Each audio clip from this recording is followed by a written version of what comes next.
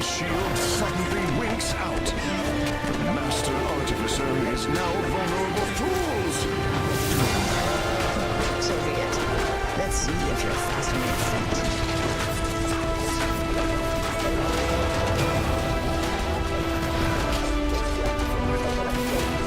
Too bad I can't corrupt you as I did the Archives. Very well. I will deal with you myself.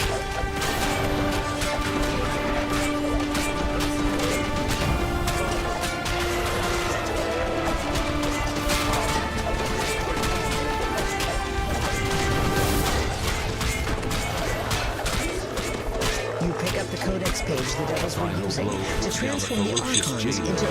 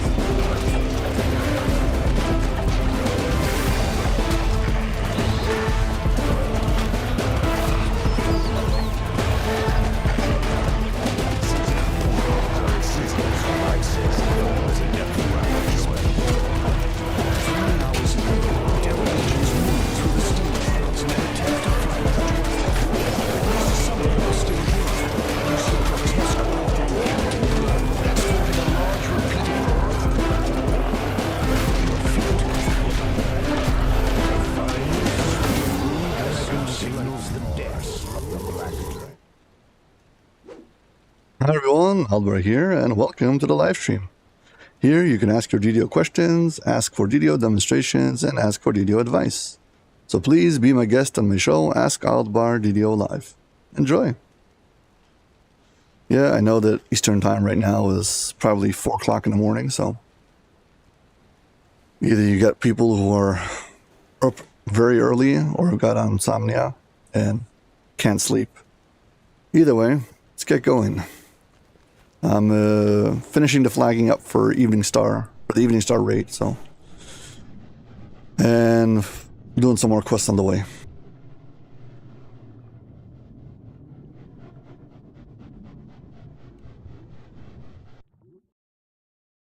Long ago, the Drow of Shindelrin used this portal to invade and destroy Riz Malag, turning it into the ruins you see around you. Now that you found this, unfortunately, this section is very hard to see. Not really the greatest streaming experience, so to speak.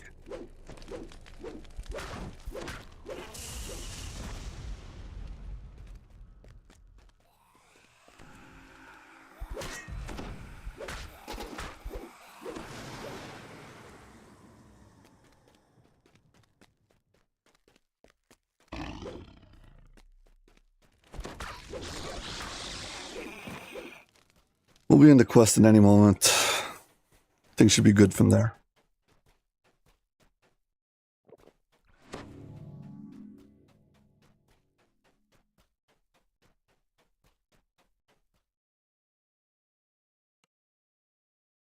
Here we go, Belly and the Beast. Cheers and catcalls echo dimly off the cavern walls. The sound of depraved spectators clamoring for the Khmer prisoner's violent death. You will need to find the Kevorim arena in order to put a stop to their vile... What is the password?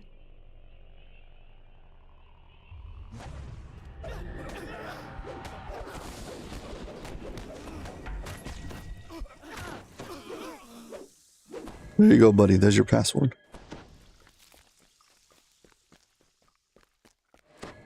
These evil creatures must assume you're here by invitation, that you're as evil as they. It disgusted at his weakness, right as has sent you to wipe Cousin Voltaine off the face of the Underdark. There's 4 groups of champions over here, and I can get every one of them to cross the other one. The tentacle-faced creature has laid out its scheme.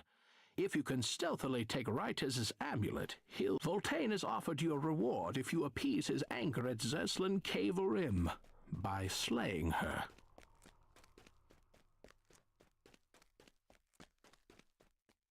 You've agreed to help House Cave-Urim balance its books by killing the Illithid, who has been bankrupting their gambling operations. Picked up everybody's objective, and now I'm going to complete everyone's objective. Well, I can't really do everyone. I can do 2 out of 4.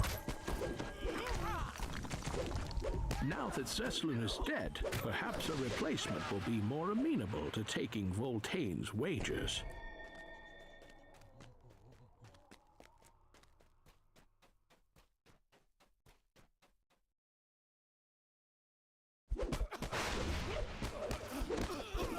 The Drider gladiator Rytez now has one less cousin. Of course, Voltaine's death also means his slaves won't compete in the arena. Probably Rytez's true motivation all along.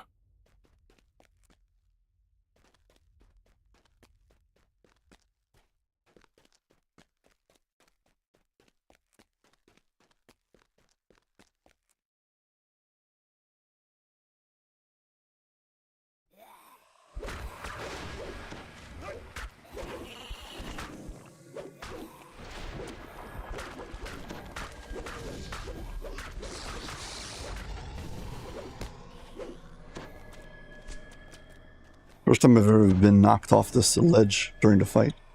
Well, first time for everything. The Illithid sputters and falls, rendering any wages it made null and void. Zeslin will be pleased.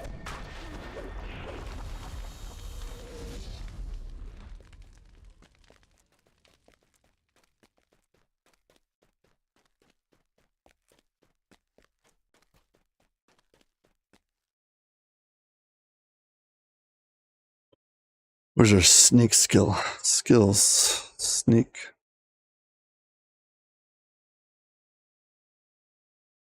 Out of feats.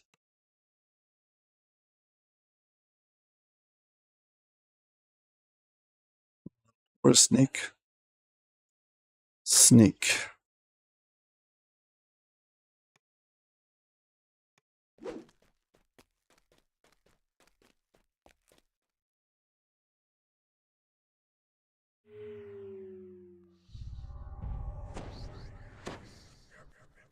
The Mind Blank amulet is on the pedestal.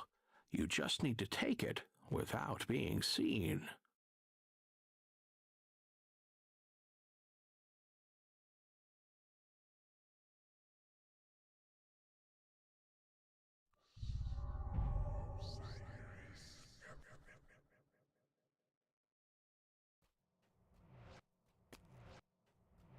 You're clear of Rytez's chamber. You've fulfilled your part of the bargain. Now the Illithid owes you your promised reward. Well, we've completed all the 4 bosses. I mean, all 4 optionals. We betrayed everyone. Should get 2 end rewards now. Now we head into the arena. This is the place you've been searching for. How many Purple Dragon Knights have met their end here? For you found the Purple Dragon Knights at last. They are being held in the cage, suspended over the arena. This does not look good. There doesn't appear to be a way to release the knights, but the drow in charge calls out from his seat above. Well, well, are you here to rescue these knights? Perhaps we can come to an arrangement. Feral sighs. How unreasonable. Well, at least it will amuse me to watch you die down in the pit. Basically, we're dumped inside of this Underdark arena, and we need to fight our way through.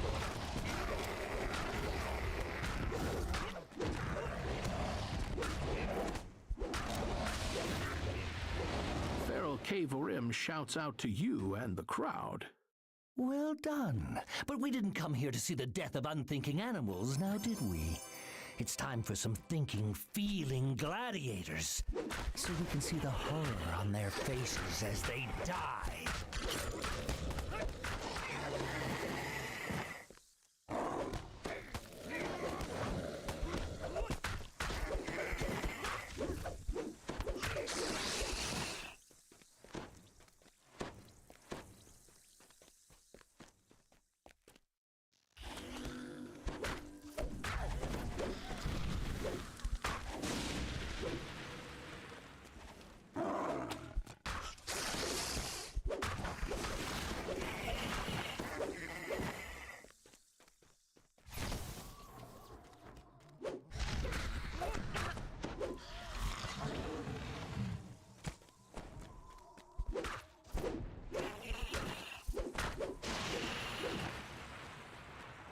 You get a few rounds of this, then moves up into different types of enemies. Then you get the purple worms.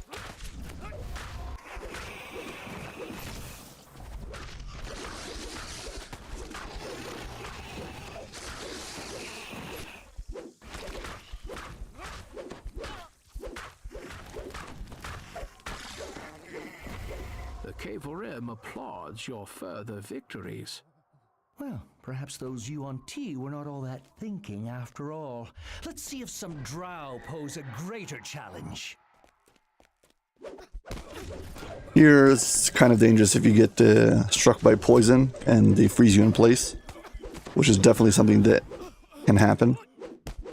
Hopefully, I'll be able to heal my way through it.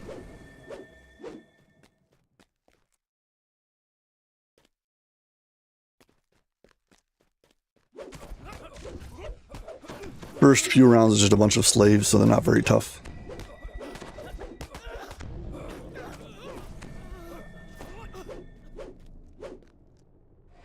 Then we're gonna get the professionals.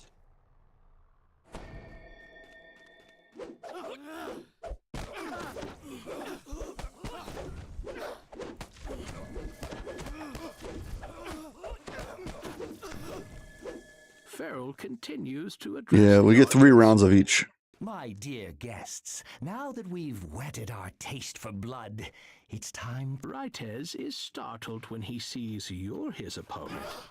You've proven yourself strong, He says. Come, let us join together, and none in this fighting pit will be able to stand against us. This guy thinks he's my friend. After I stole his amulet, who makes him strong.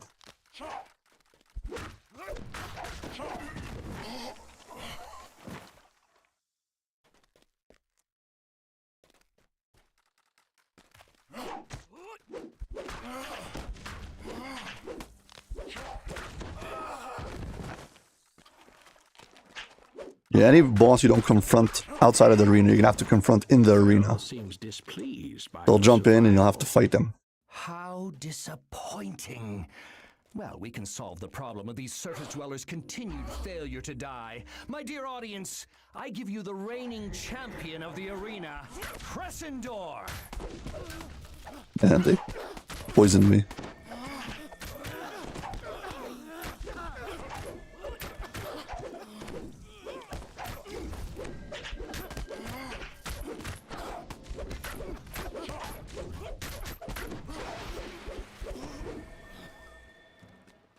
Thankfully, I can just heal my way through it, so it's not such a big deal.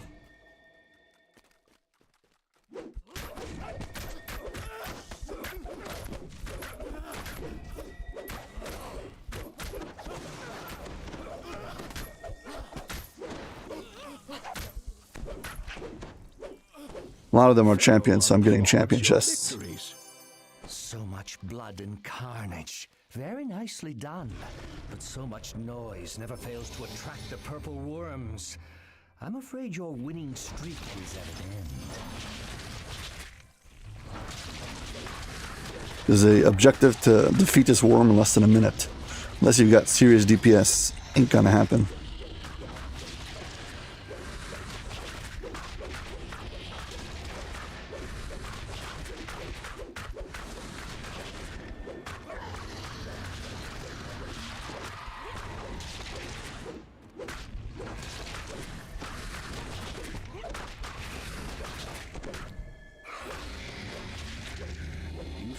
first one, but the ground continues to tremble as more worms approach. Now these purple worms are going to knock down the audience. The spectator stands. Those faced with becoming worm food cower in fear, but the rest of the crowd cheers their misfortune.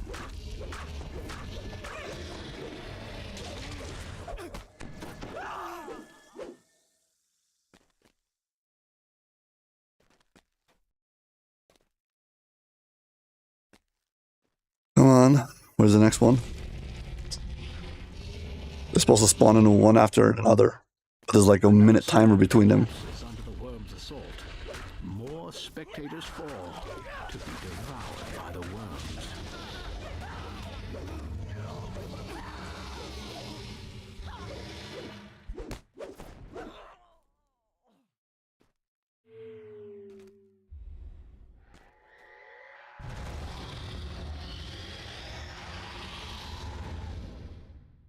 The last of the spectators tumble into the arena. Their cheers fade into shrieks of terror and despair.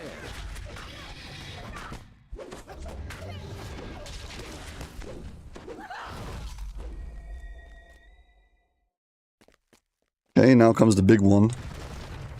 He's gonna knock down the arena master. Feral Cavorim evades its hungry maw, but covered in worm juices, the Cavorim boss shouts with manic glee. My arena's destruction doesn't matter. I'll rebuild it and breed more worms. With Earthcarver in my grasp, I'm invincible! Yeah, there you go. Famous last words. You just got eaten by the gigantic purple worm. Now the entire arena is gonna collapse.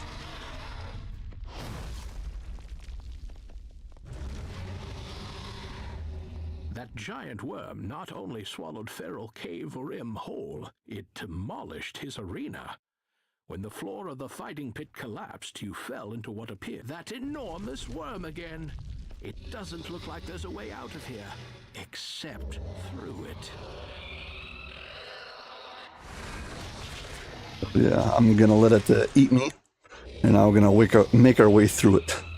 So, that's why this quest is called the belly. Swallowed. In the belly of the You're beast. still alive for the moment, but it's only a matter of time until you're digested, unless you find a way out.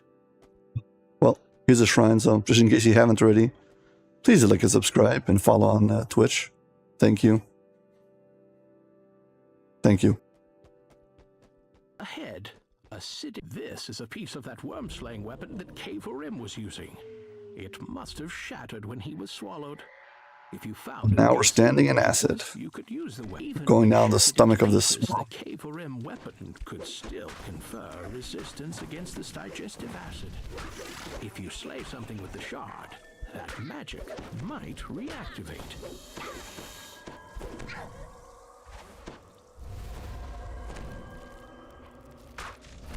And no, it's not less than it used to be, but I do have proper resistances against it. Worm's anatomy opens to let you through into its digestive tract. Hello. Basement Warrior, thank you very much for the follow. Right now my resistance is 57, so I'm basically, you need like 40. See, the Earthcarver shard that you get from this quest, it's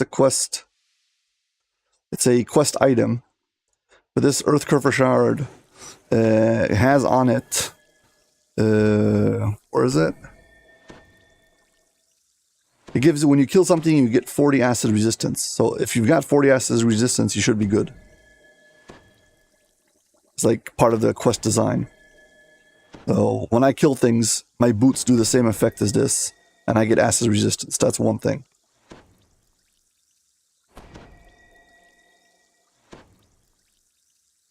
But I also have 44% acid absorption on this character because of my gear.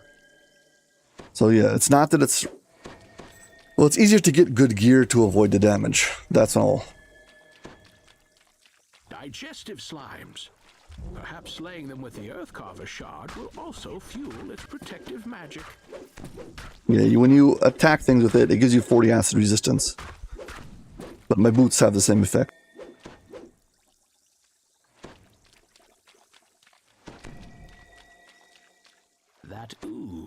It's some kind of buildup of digestive phlegm, and it's enveloped another Earthcarver shard. His name is literally Phlegm.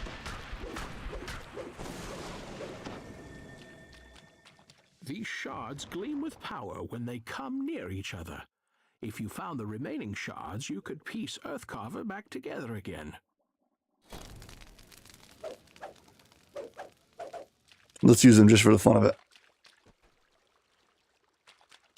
This section of intestine is infested by some kind of parasites. They probably feed on whatever the worm hasn't yet digested.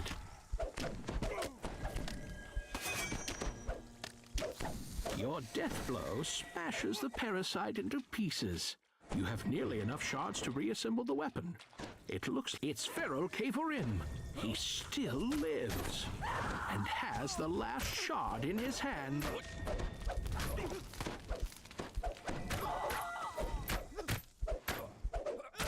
The Cavorim mastermind is dead at last.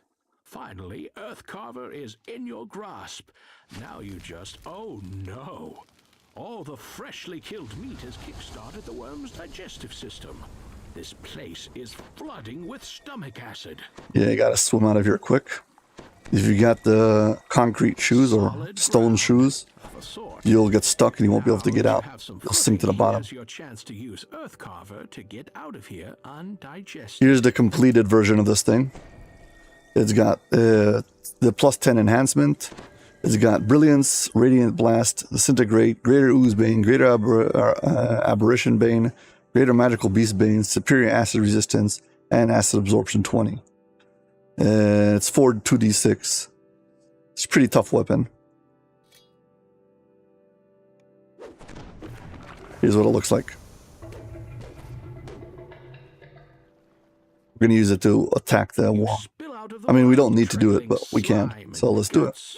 The hole you left in Sin-Eater's tail has spelled its doom, but it seems the head is too stupid to realize it's already dead. Well, with Earthcarver, the grievous injuries you dealt to the ancient worm finally catch up with it, and it collapses in a ground-shaking tumble. They quest-specific items, so once I leave the quest, it's going to drop.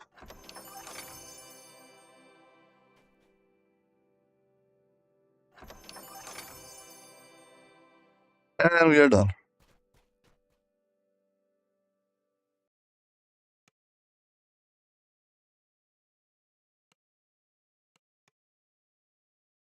We need to do chain number 3. We've done chains 1 and 2, and the optionals for chain 1 and 2 include don't drink the water.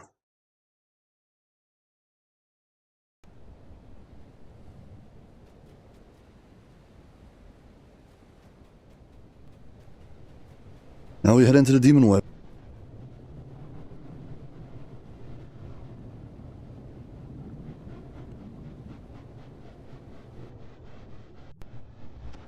Hope the first gate is open. This place is the connections between platforms, yeah, is all randomly generated. So sometimes you have a way to pass, sometimes you don't. I was hoping that I could pass to the right. That would save me a long walk or jumping and guessing where to get.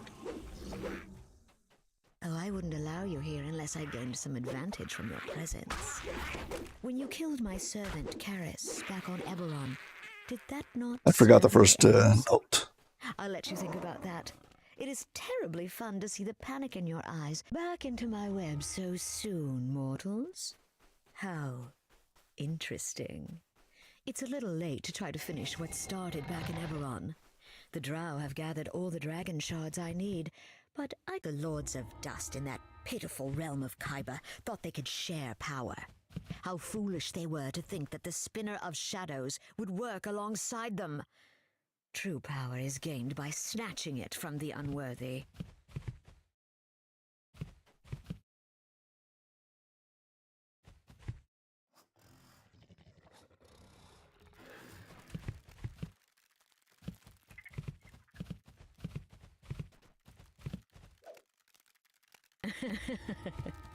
How good of you to come here and offer yourself so that you can be rewoven. If you think things are difficult now, then just wait. You will plead for the mercy I have shown you thus far when the suffering truly begins. Because you have kept me so entertained in your final hours of life, I will extend a courtesy to you once you are dead. I will place your remains on a fragment of Everon once the demon web consumes it.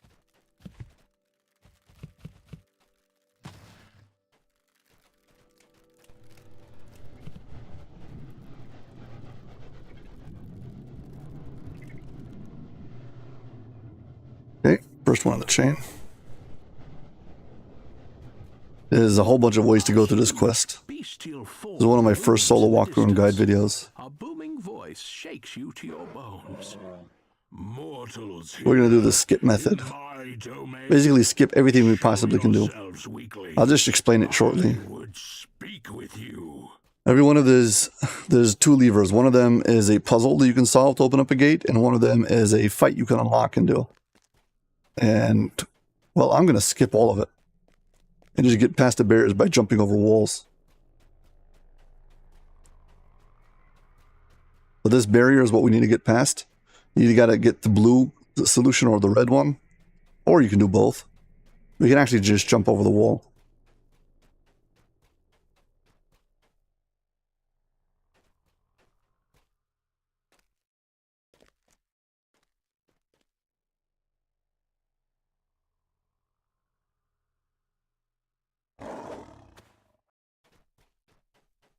Yeah, I lost a little bit of momentum and needed to use my long jump. So there we go. We went past the first gate.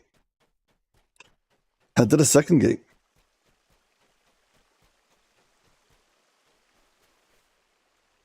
Collectible here behind this wall.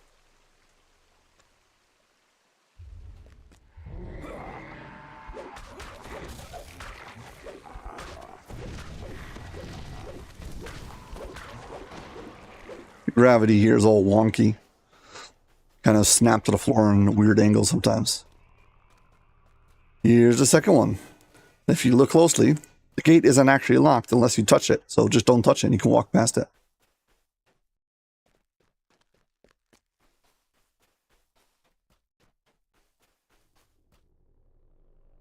Third one is over here. Gate's locked, but there's a passageway right next to it. There's 3 ways to get past each one of the gates. You can either fight, you can do a puzzle, or you can figure out how to get around it.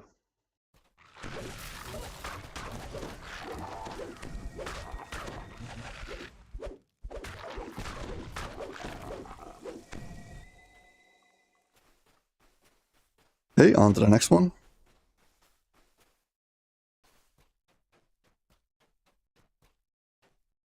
I believe if you pull this switch, we also, other than just having a fight, you also get a red named boss if you want extra loot. But it's just junk loot, so I'm not going to bother with it. Here, if you climb up on this ledge, sorry, this one. And once again, you can get past another locked gate. Move on. I do believe that solving them gives you like small objective XP. So, I'm not sure. I haven't done it in so many years that I can't remember.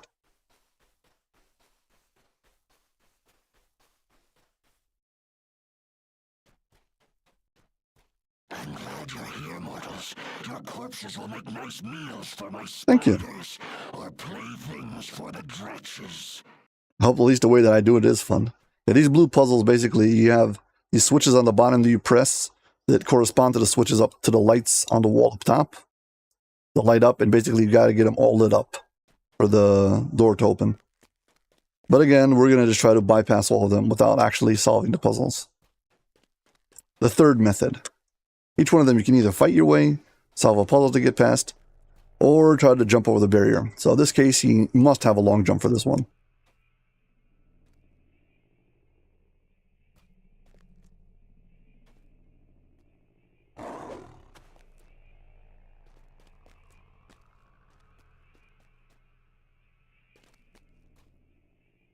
There we go, past the last one. This one, because we skipped it, we also don't get the encounters who spawn in. So, less monsters also.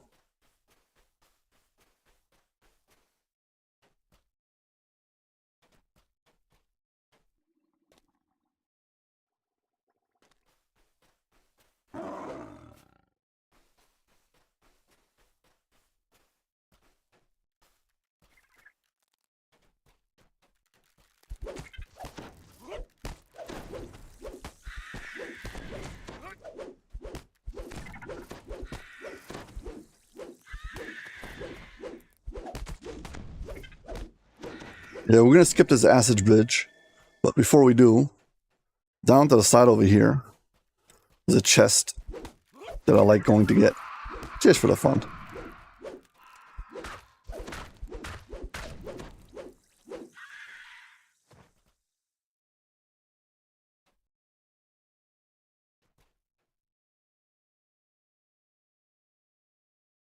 Pretty well hidden.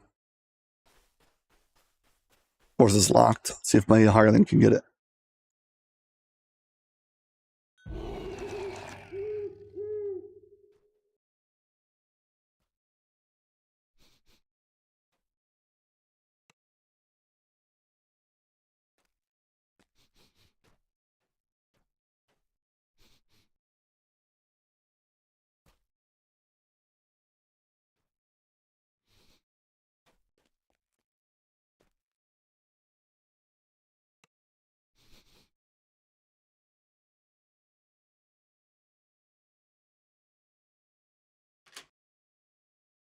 Got it on a second try. I guess it's a bit above his pay grade. No worries. And now you can just stay here forever.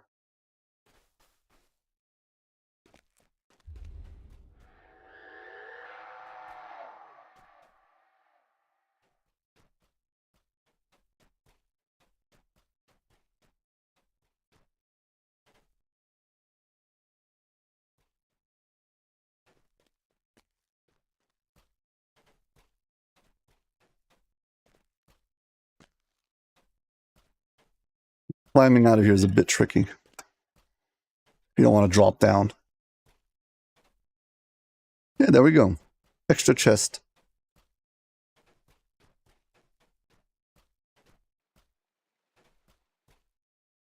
I am 1811, but this is not the typical Razor Claw shifter. This is 18 Barbarian, 1 Warlock, and 1 Bard. This is my own concoction.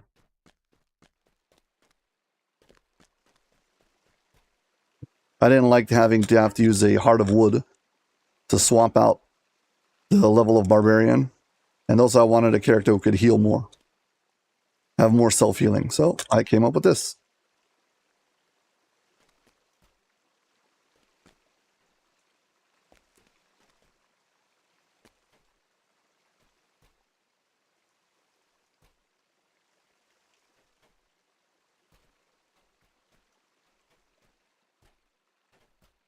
Okay, we skipped that fight also. And now we head to the end fight. As feeble as you look, mortals. Come find me, and I'll give you your reward. A good beating. Bard for the War Charter Rage.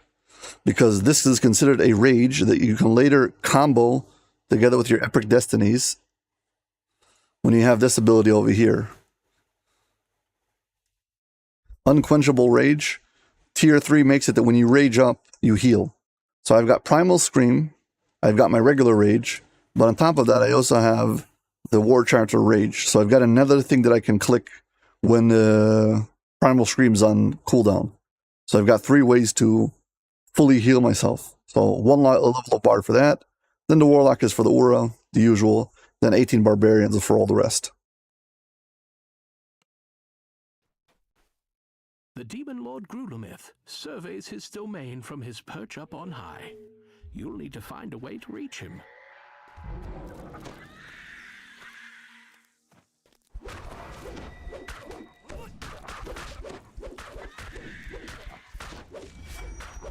You have defeated the Yugoloth Guardian of Strength, Maljuf. The north path is clear. Here you only need to kill 1 Guardian. I'm going to kill both. You have defeated the Yugoloth Guardian of Wisdom, Nillifax. The south path is clear.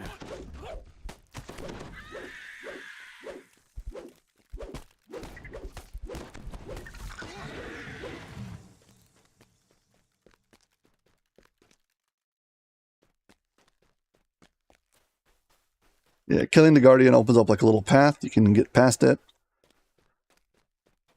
You got a rune here to click. Opens up the way. Recessed into the stone of this apparently blank wall.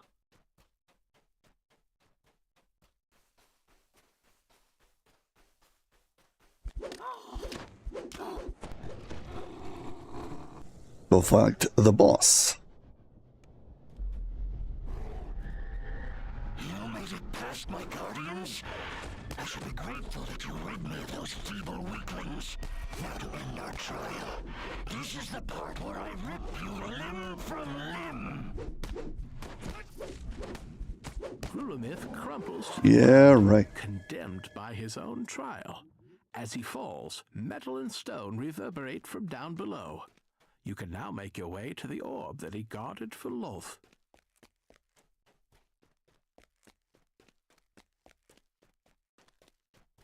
When did I get into this arena? Here we go.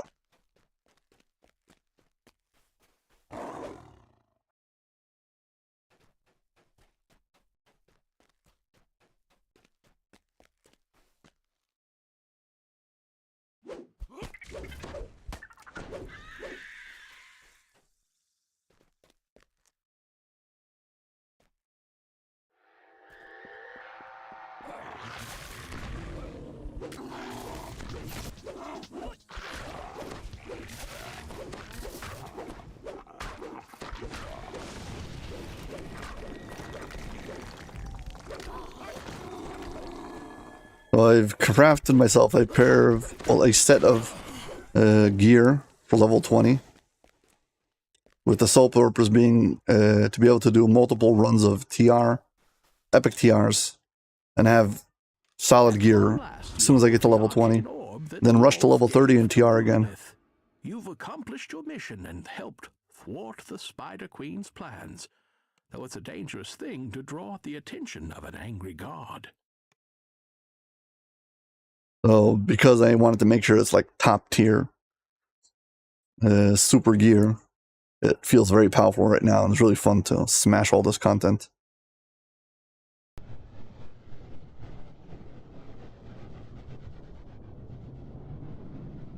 Basically, I made sure to have myself artifact bonuses, profane bonuses, and like all the stuff that I possibly need. I need a +2 festive diamond of strength. That's the only augment I'm missing, but I need someone on Thalanis who has it. I only have them on my main on Orion. So if anybody here is on Thalanis, who's got a festive +2 augment of strength, I'd like to sell it, trade for it, I don't know. Yeah, I could use that, but barring that, got everything else I need.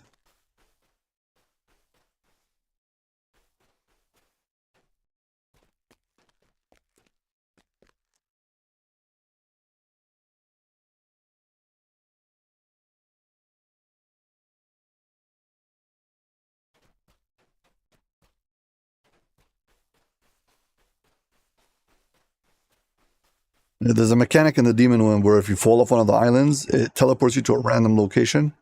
So you can travel across the Demon Web by just jumping off the islands and seeing if you end up close to where you needed to go.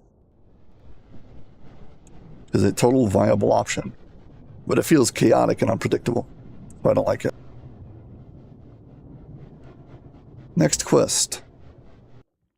The Yugoloth Yimmerus stands on the next rise, in his true form, waiting. Ah, you have come to honor our bargain. Good. With that, the Yugoloth vanishes from sight. Before, the last quest was poison themed. This one's like ice themed, and the next one is fire themed. Like there's all these ice crystals and stuff, bluish, whitish color. The shattered remnants of some fallen kingdom rest between the Demon Web strands. Somewhere in here is the Ruin's Keep, the demon Kishnaurak, and the orb. I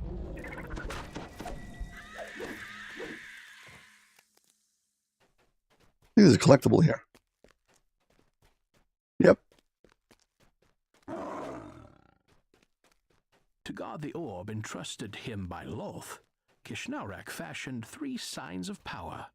While they hold, none may enter Ruin's Keep. Several drow stand arguing before the first sign.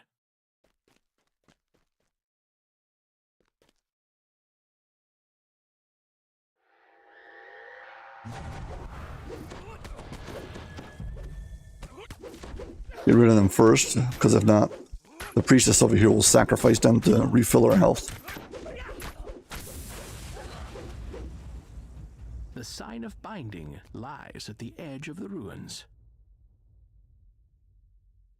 The sign has ceased, but something feels wrong. Perhaps it had protections. Not enough use magical device. Surprise, surprise.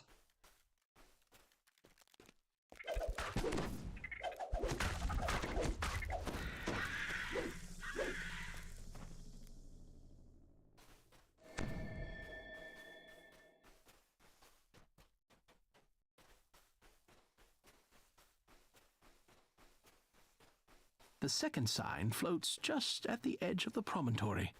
There must be a way up.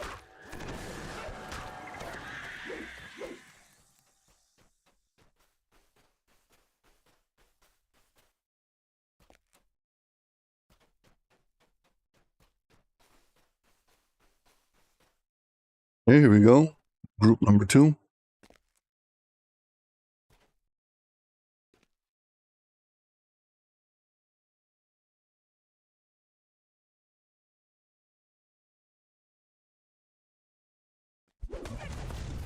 Gotta wait for their dialogue to finish before I can attack them.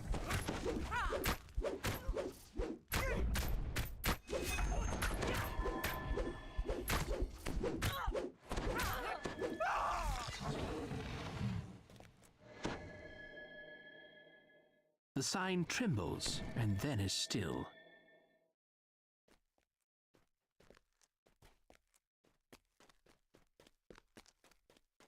I was pretty sure I was going to get that one with the strength test. Beyond the second sign, Ruin's Keep can be seen. A dark tribute to chaos, to decay, and to Loth's will. A solemn henchman stands. These are already active when you get for the close. third sign and the Keep's barrier.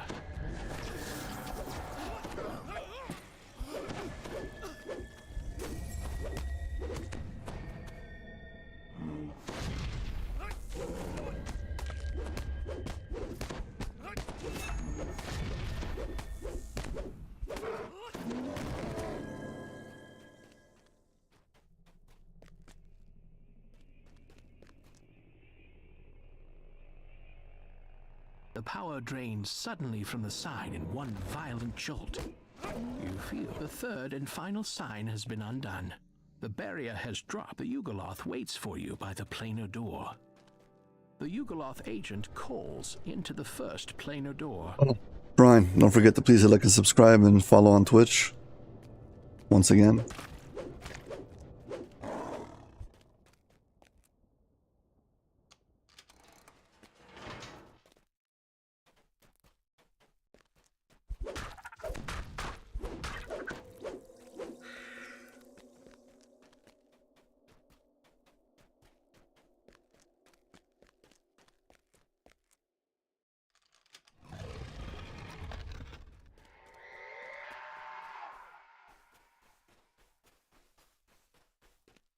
The demon Kishnaurak, champion of Loth, holds court in the great hall. The Galblazu eyes the mercenaries. Why fight against me when you pay us more? Growls a Yugoloth soldier. We're yours. Yeah, this is kind of old content. I mean, when the Evening Star came out, it was the only content. So it wasn't a lot of options to get from 20 to 25. It was the first expansion. And now most players bypass it unless they're trying to flag for whatever is caught in the web, which is unlikely. Almost nobody does that anymore. But, well, I need to get this character flagged for every single raid on Thelanis. So, here we go. Also, I'm going to need all the XP that I can get. So, this is first time XP, and I want to get the saga for the start of next past life.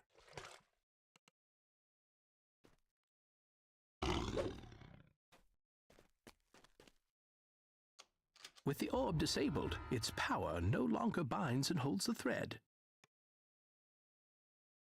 If I can get myself enough sagas, I can probably boost myself up to like 22 or 23. Right as soon as I TR. get past the first few annoying levels.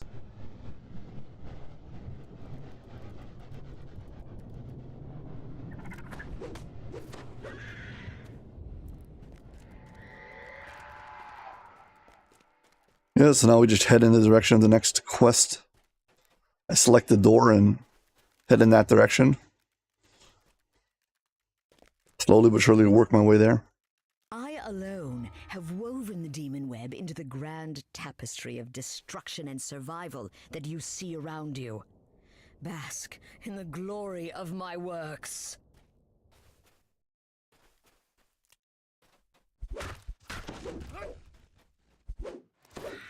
You at least know where all the Falls. scrolls are? Eberron falls. I will consume yet another world. And another. I must have more. More worlds. More worshippers. More power. More! I will have more! Sounds like a Disney princess just wants more and more.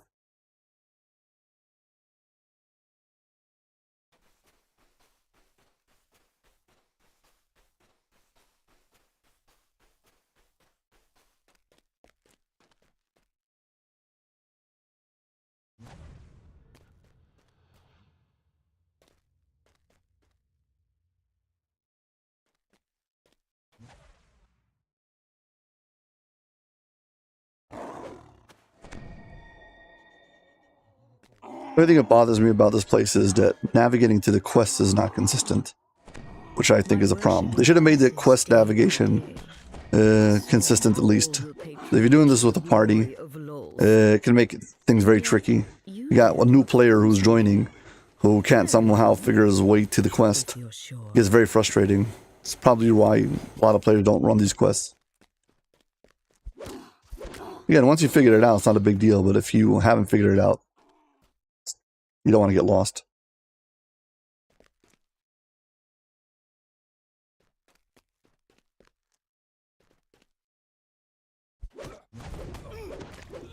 Yeah, whoever's doing the Lolth voice. Kind of dramatic at sometimes, but okay.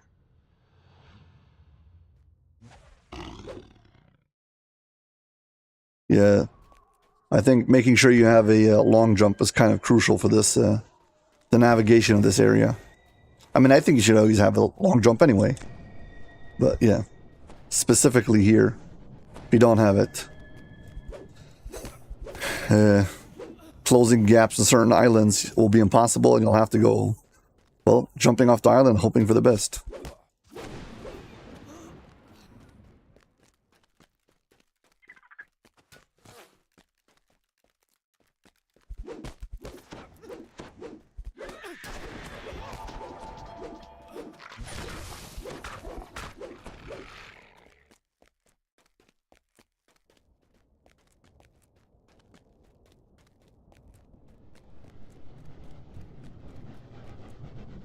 Okay, third quest.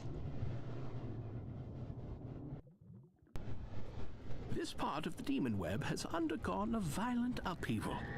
Islands of rock lie scattered, web bridges snapped.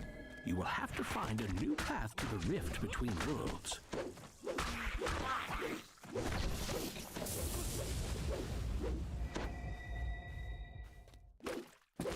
The path ahead abruptly ends, leaving no way forward other than down.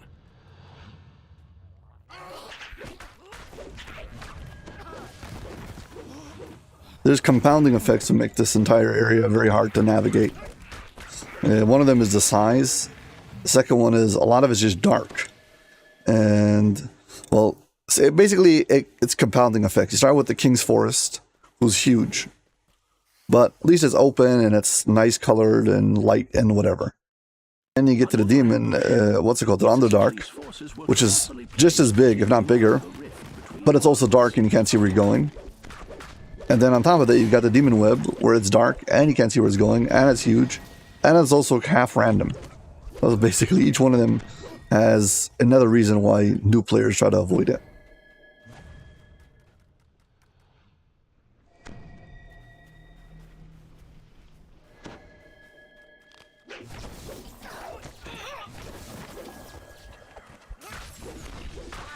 I did find that you can actually change the settings on your PC to increase like the light, the brightness, and the gamma and stuff like that on your screen. You can actually see what you're doing in the Underdark, but this doesn't actually help for video recording. You're not going to be able to see any better, just because I can see better. Are these scattered masses of rock the work of their chaotic goddess? The unstable vortex of the rift? Or both? Yeah, but this is the fire-themed quest. First one was acid, then this one, then the second one was ice, and now we've got fire.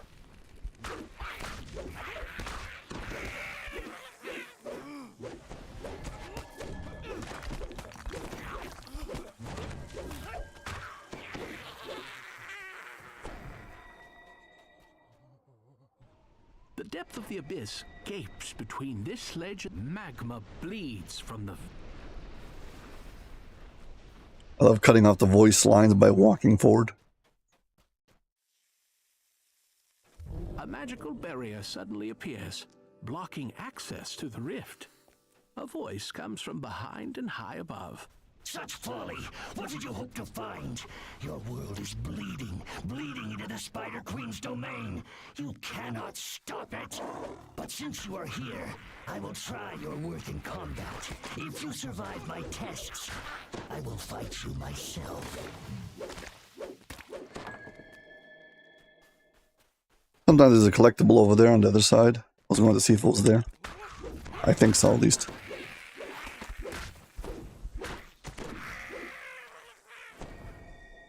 To get him a little bit closer to the rift. Got a short window. Not bad The Dragloth growls. for a kitten. As he lowers his head to summon more, some of your life force fuses into the rift. It grows stiller and more solid. Still, it is far from stable. Yeah, I have to stabilize this rift. You can see from this rift, like, into the prisoners, into the... what's it called? The quest, Spinner of Shadows. And we're going to try to close it, but it takes some of my life force. It basically gives you a debuff to your constitution. He jeers. I've seen more ferocity. The barrier has gone down again. It won't stay down for long. So my life keeps on going down every time I click on it. I've got this permanent stacking debuff to my constitution. Well, it's not permanent. It lasts for a certain amount of time.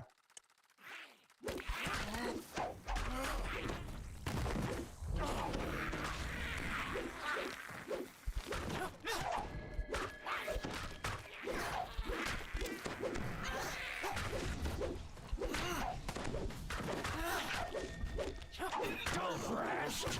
He barks. Keep fighting. The thing I want to avoid is having a dot. Dot stands for damage over time. That'll prevent me from clicking on the barrier because it'll just force me to do the same round again and again and again. But I really don't want to have a dot stuck on me when I'm trying to click on the barrier.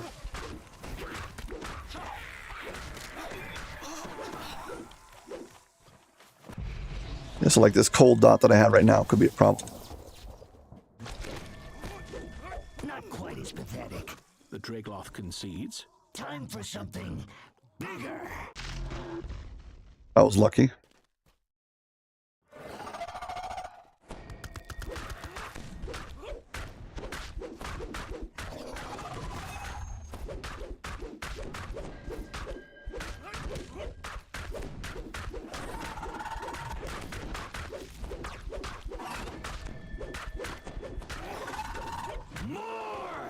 The Dragloth growls and begins his summoning. The rift now appears. I was again lucky because of the poison debuff. A little more effort should do the trick. Too much stacks of poison, and I wouldn't have been able to hit the barrier.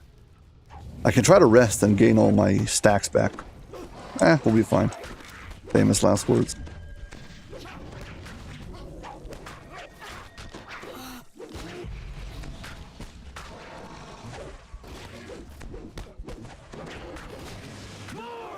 He roars. Be death and fury incarnate. Pretty sure you can send your Heartling to hit the barrier. You have to have a Heartling who doesn't die to the attacks. See if I can rest up before they attack me. Nope.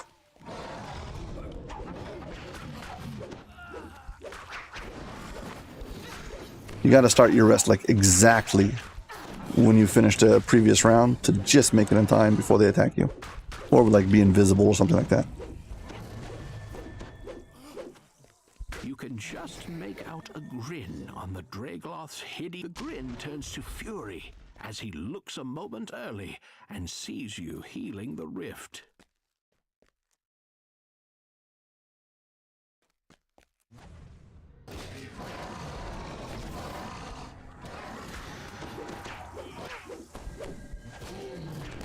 Gotta get rid of the casters first, because they're the ones who are gonna hit me with that cold dot, will prevent me from hitting the rift. Then I can take care of the rest. Wait for the dot to go off, kill the last few.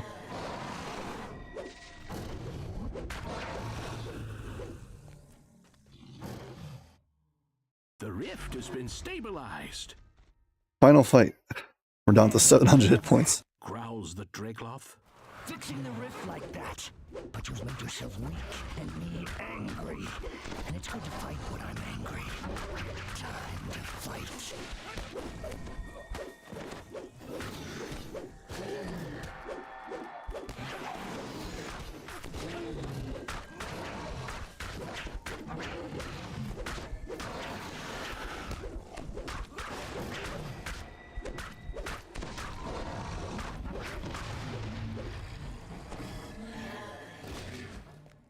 Okay, pick up the orb and we're done. The orb's power dissipates.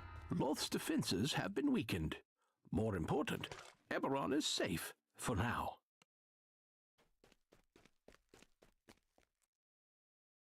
Only 763 hit points out of, well, he started off with like 2,000. Let's see. Let's rest and see how much I have.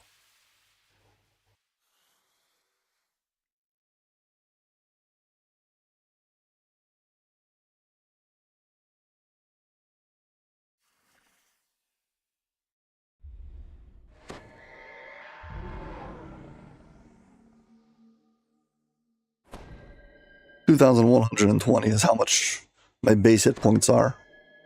I was down to like 700. 2/3 of my hit points were gone.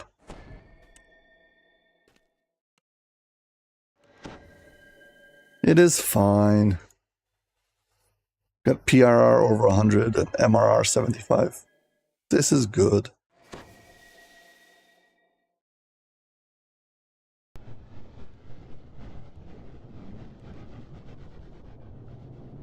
Let's head back, turn in the quests, and I can check another one off the list. And I should take a level.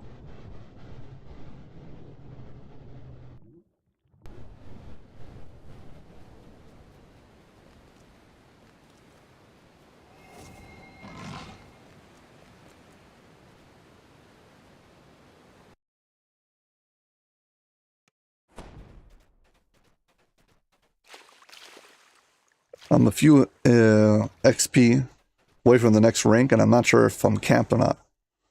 Let's take a level first, and then we'll see. I believe 26, you don't get anything. One of those static levels. 3, 6, and 9, you just get your level.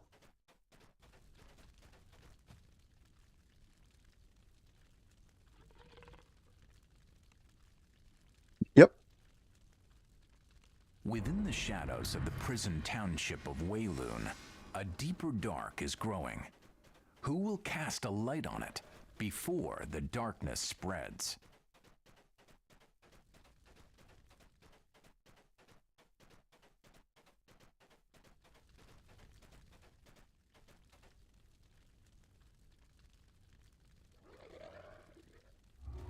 That was the quest reward for Belly and the Beast. Here's for the quest we just did now.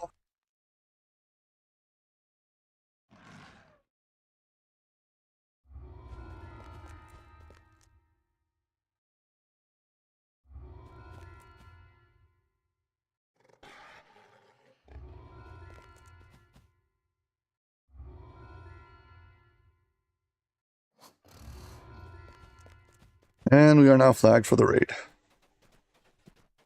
Purple Dragon Knight. Let's talk to him.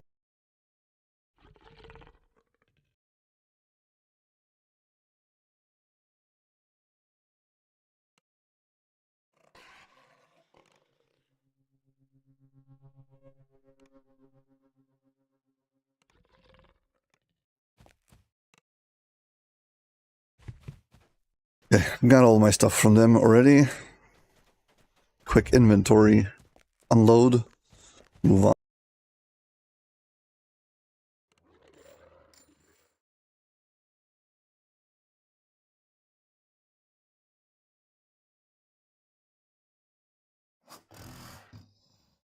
That was double slotted.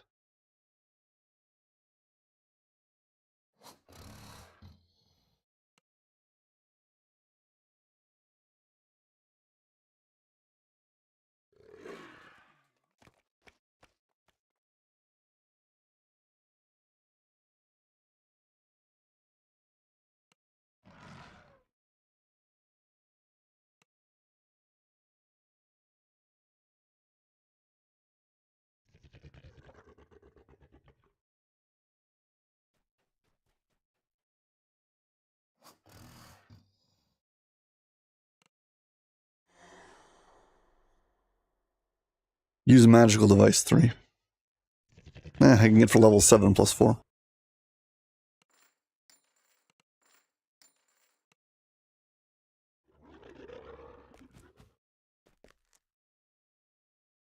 Okay. Get a few more XP so we can get the point. Then we'll respend our points because now we've got access to level 26 abilities. So we've got to do a raid because I need a ring.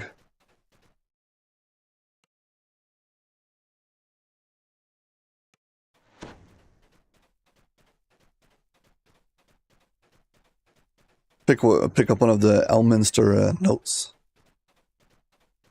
Should be one down next to the dock someplace.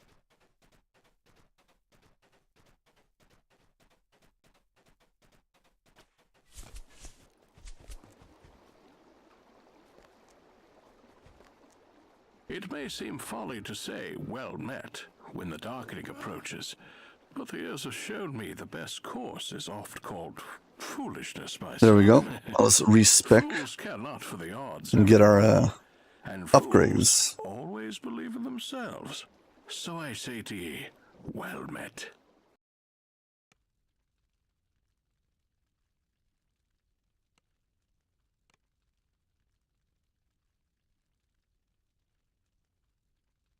First off, we're finally going to get ourselves evasion, which is part of this build.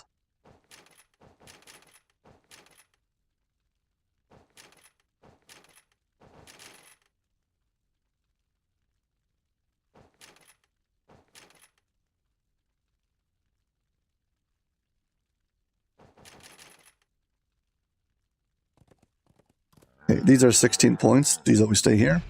Next we go here. And let's try out the adrenaline.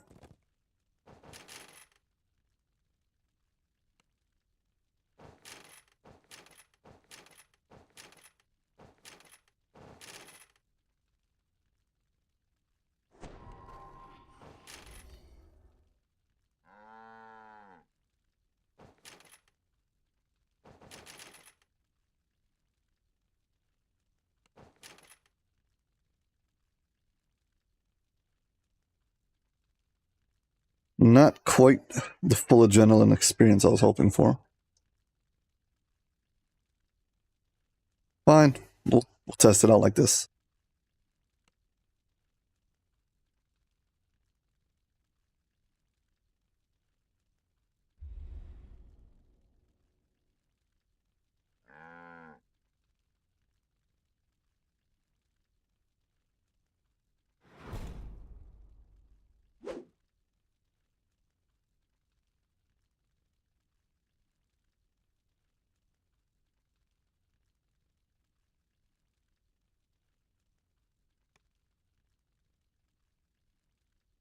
Okay, now my enhancements.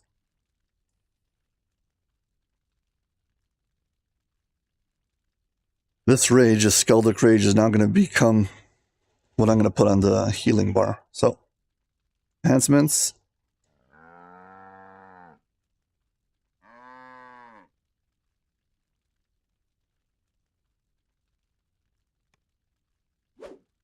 Another thing I'm looking for is a Topaz of Anthem, which I got to farm out, because I'll make it so my bard songs continuously recharge. Right now I've only got 3 of them. Which is not a lot. Hey, it's better than nothing, but if I get my anthem, it should be able to get it to recharge.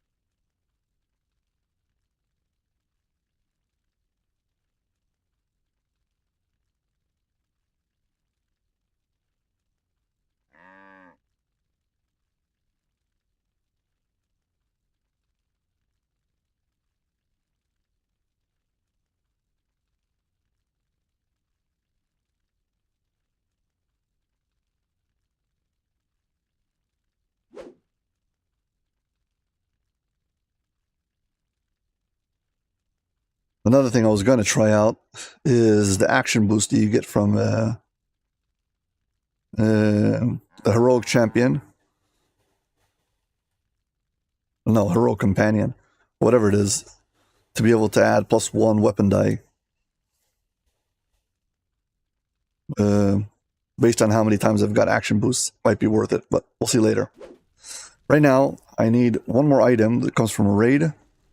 Right now I've got this ring that gives me +20 exceptional bonus. I want +40 competence bonus that you get from, well, Shavarath. So for that, we've got a solo raid. Hopefully we'll get a ring. Either way, I got to do it for the trophies of war.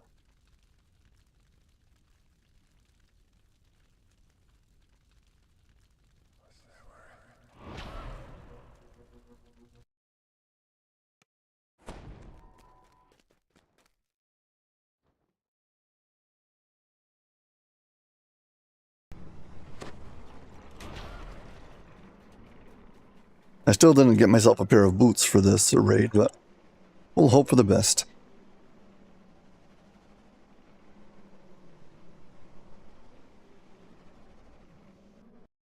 Amarath and the Plain of Shavarath.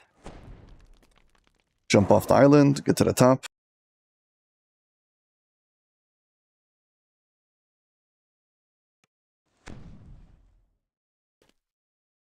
We've already picked up the raid. Let's go in. Last time I tried this, I surprisingly made it all the way to the end fight, which is way farther than I was expecting in the first place, but hey, surprises happen. Dry heat and the stench of brimstone ravage your senses as you penetrate the warrens of tunnels beneath the mighty Tower of Despair. It seems that Devil Turncoat has cleared the way for you. Get the cutscene going. A devil stands below waiting. Is this the informant you have been sent to meet?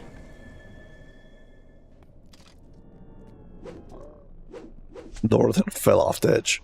Nice.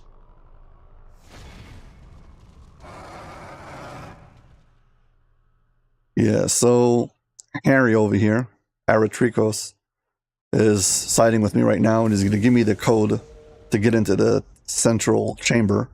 Problem is he gets interrupted and they send him to prison. So we're going to have to go free him first so we can get the code out of him so we can go face off against, well, the general and his council. But first we have to stand here and wait and observe this scene while they shrink him down and bind him in prison.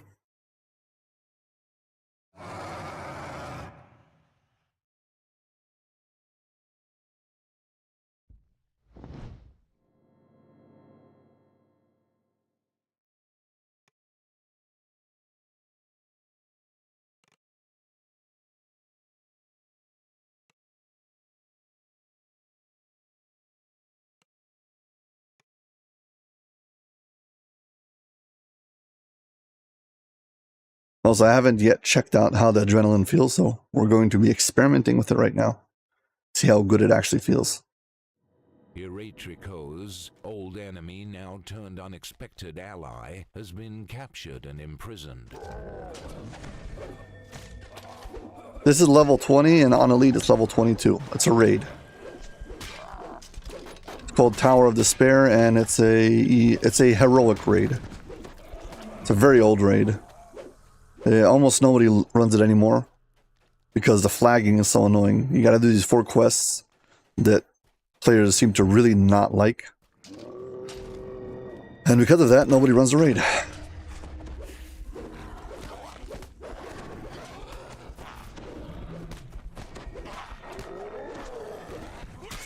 Also, all of the items that you get from this raid, these set bonuses, they're outdated and not really powerful enough. But you can get these special rings where you can craft some abilities on them. You could craft the green steel weapon abilities on the rings that made them very powerful. Well, you could craft the tier 2 weapon abilities. It used to be that you could craft weapon damage on a ring, and when you attack with your melee weapon, it would work.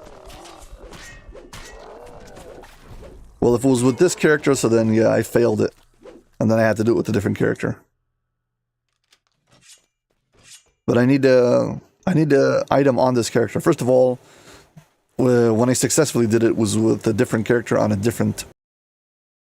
I need it on this server, and it's also bound to a character, so I need to be on this character. No way around that. Your unexpected fall lands you in a hellish prison. Ahead, 2 fiends gloat over their new prisoner.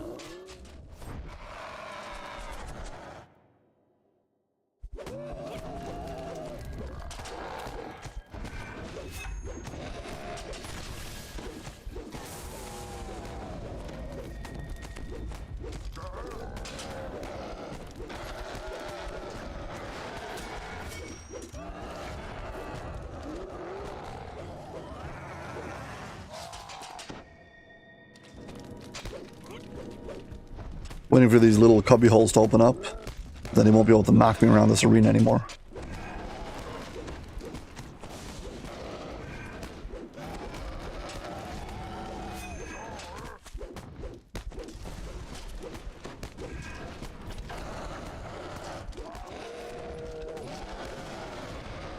Here we go. Now they can't shoot me around the entire place. Focus my DPS better.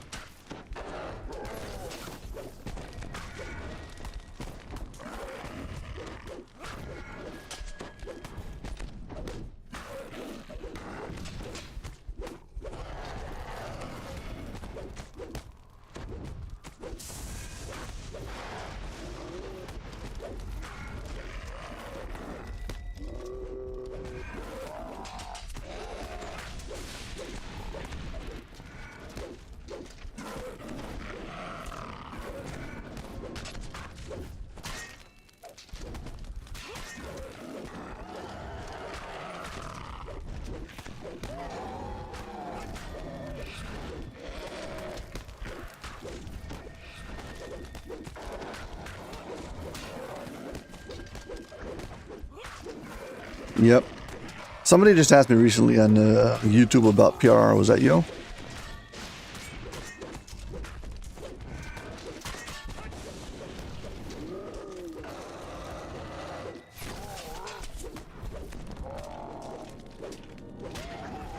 Yeah, I'll explain.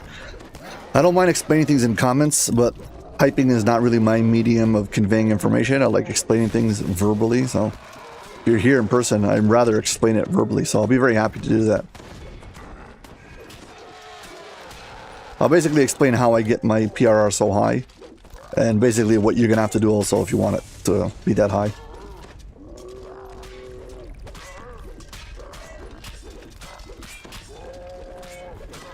So yeah, basically the gist of it is in DDO, different types of bonuses stack. So you got your regular bonus, which is going to be sheltering, which is physical resistance and magical resistance. You can also just get physical resistance by itself, but typically you get it together. So sheltering is the first one, and then you want insightful sheltering.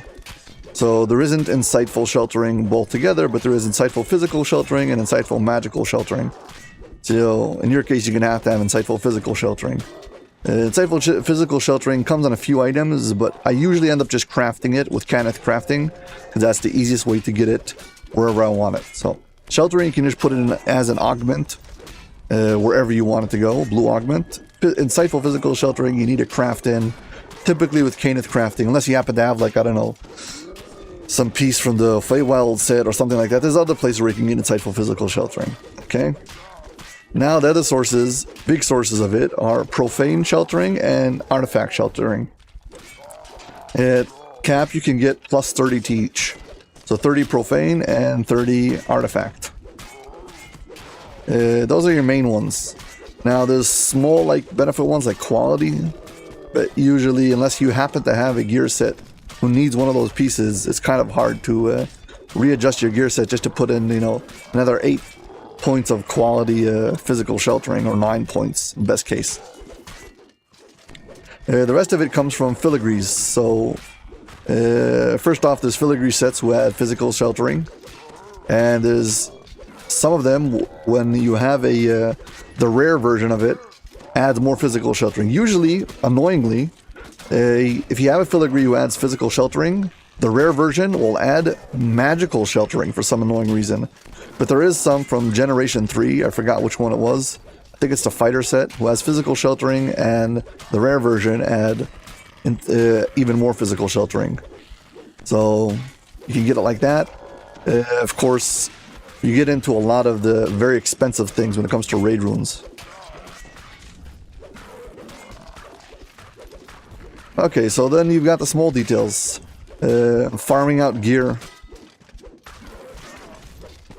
Yeah, I realized that I needed filigrees, and I went and I actually filled up my my main weapon to have all, you know, all 10 slots open, which actually didn't take as long as I thought it was going to take. The judge. Now you can free Erotricus from his magical cage. The way I filled up my weapon, well, I have multiple accounts, and I ran everyone into Isle of Dread, and I killed the purple dino and the purple, whatever his name is, Glaberzu, and I just keep on passing all of the, I'm guaranteed a item every time. So every time I ran it, that was like 2000 Sentient XP, and I just farmed it into the ground until I was ransacked, and then I went on to the purple dino. I just keep on doing the same thing until I had until I filled up my main weapon. Also, you want to have a sentient not weapon, no, sorry, a minor artifact that has at least 4 filigrees. I mean, I spent a lot of threads and stuff. Here's the thing about it. Once you do it once, you should have all the ingredients and all the capabilities for doing it in the future. It's not like it's consumables and that's it, one time it's gone. Next time you run it, you'll have it already. So you'll be able to farm multiple raids with it. I mean, I went into Epic Destinies and I used a sword and shield just so I could swap into a Unyielding Sentinel to get more PRR when I have a shield. I get immunity to curse, so Sulamades won't drive me crazy with his curse.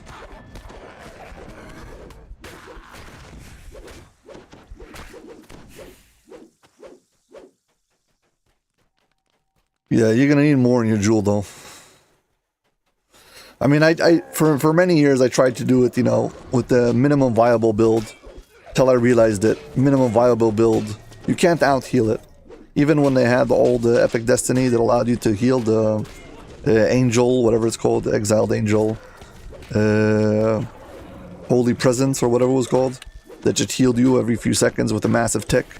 Even so, you can't out heal those the Orthons, and I just had to bite the bullet and get it. I only had, when I did my run, I had like 260 maybe PRR, and it was just close enough. The Orthons I could do like once I had like 230 or 240, but then I died every time to the, what's it called, the Bearded Devils. So yeah, you're gonna need closer to it. But you'll see, once you get past 200, you'll probably get past Orthons, but still you're gonna need help when it comes to I don't know, maybe if you've got good crowd control, you mightn't be able to skip it and just get past the Orthons. But as a melee character, the Orthons was actually not as challenging as the Bearded Devils. With no small trepidation, you utter the disconcerting passphrase. Oh, another thing you should remember, there's like these rare potions you get from DDO store. They give you PRR and MRR. You get from the daily dice. Things I just hoard and never use. This is like the kind of thing you need to use it on. Also, rare DDO potions they add +2 to stats. Like all the little things, you have to like pull out all the stops. You've got the oils of incandescence, I don't know, like extra something, an extra effect on your weapon, or whatever it is. Yeah, I mean, I'm just giving you ideas. I know you're a Pale Master, but whatever. You gotta have all the little things stack up. And I mean all of them. Of course, having a bunch of past lives also help. I don't really have that. I don't have that many past lives. Actually, my main character just reached Epic Completionist, so he's got only 3 stacks of the PRR. But Epic Past Lives, if you do the ones with the PRR, that's how you get the 300 very easily.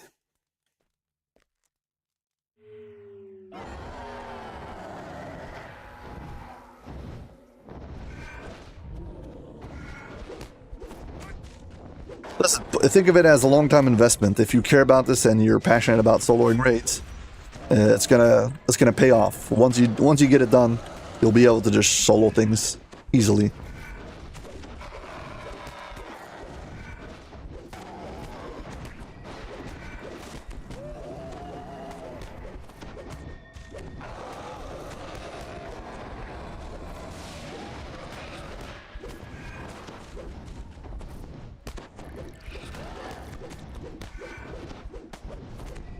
Okay, for anyone who doesn't know about this fight, these Shadow Fiends, they have this damage over time that they do with cold. But the damage over time with cold actually mainly affects you when they walk into and out of their aura. So if you just stand in it, you don't take multiple ticks of damage.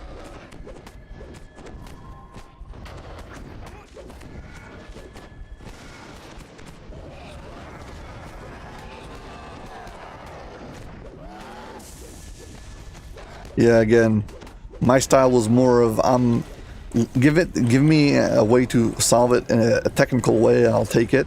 But apparently there is no way to avoid if you want to solo legendary raids, you're gonna have to have those extra points of PRR. I don't know of any way to avoid it. I tried to out heal it. I found that I got my character to like 200 armor class and it did nothing. PRR was it. That's PRR and good self healing. That's like the lowest, the easiest, I guess, most attainable.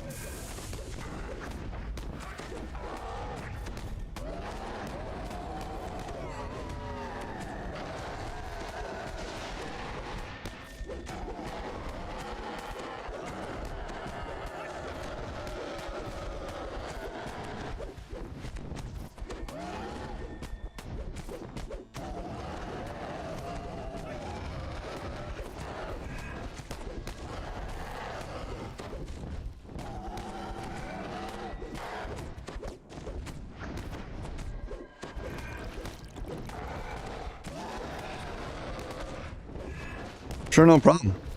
I love sharing the info. Oh, I enjoy doing it and I want to see other players succeed and have the same amount of fun as I have. So, like, it's in my best interest. Usually I can't convince players to even try. It's like, here's somebody who wants to try. Of course I want to help you. I can't stand it when I see players posting like R10 runs solo, but no explanation about the build or how to use it or the strategies. Like, here, look, I'm flexing on you. Thanks. I was like, that's not what I need. Explain. Tell me exactly what you did. That's why I'm always trying to explain exactly what I'm doing. That's why I keep on... I mean, I just did this like last week, and here I am explaining how to do this again. Right now, this character has 44% cold absorption and like 47 cold resistance. But you really don't... Even without that, as long as you don't move, you don't take multiple times the cold damage dot, which is really the secret. So if I ran around and they followed me, I'll take way more damage.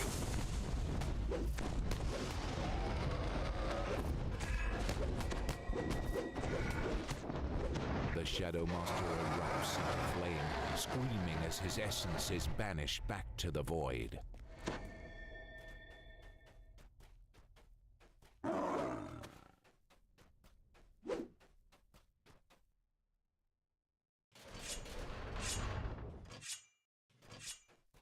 I need a medium, a shard of power. I think there's shard of power, improved shard of power, greater shard of power. I don't remember what their names are, but I need the medium one so I can craft the ring. So I need 9 trophy war daggers or whatever they're called. Yeah, I really hope he doesn't banish me in this next part.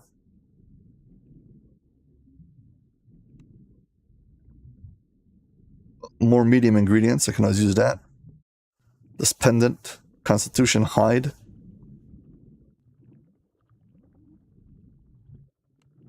Yep, this is the character I'm using to flag with Axel. Actually, this Saturday, I joined for raids. I was only like level 23 when we started. So I was way under level. But I survived fine. I only died a few times. Like a few hours of playing, I died maybe 4 or 5 times. Which is expected when you're doing all legendary raids. Realistically. You burst into the great chamber of the Devil Council, apparently interrupting a heated argument.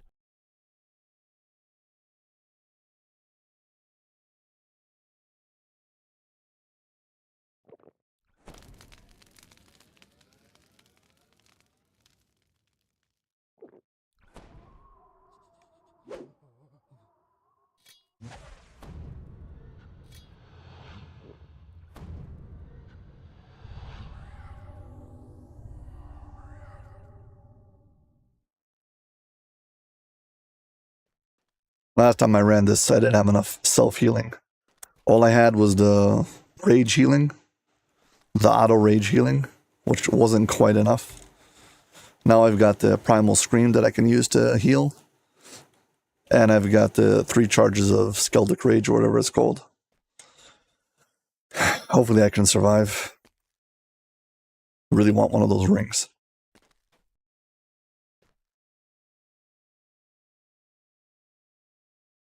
Still gonna have to return here later and do it again to get myself the war daggers, because I don't have nearly enough. Truth is, if I did this with a group at least once, I could probably get enough war daggers. I don't know. Maybe I can coerce a group of players to come in and play this with me. Pass all the daggers.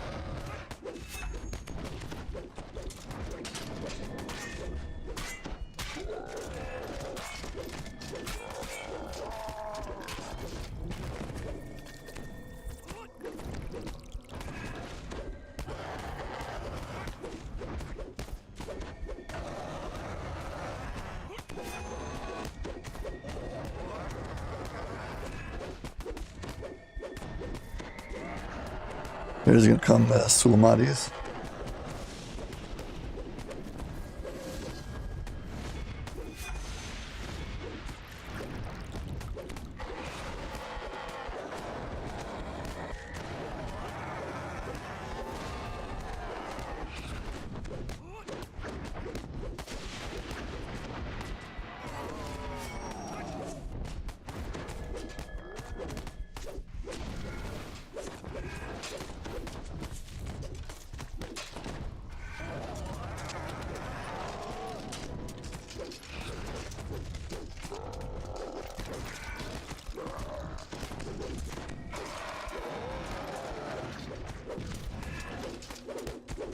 Gotta keep an eye out for those curses.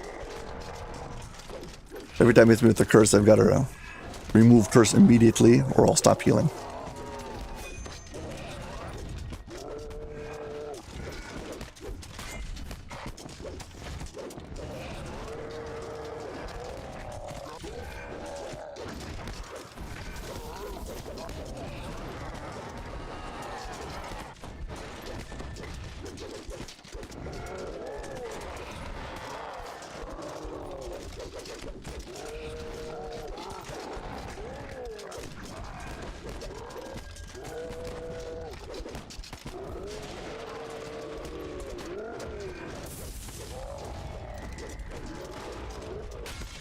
Man, that's a lot of trash on me.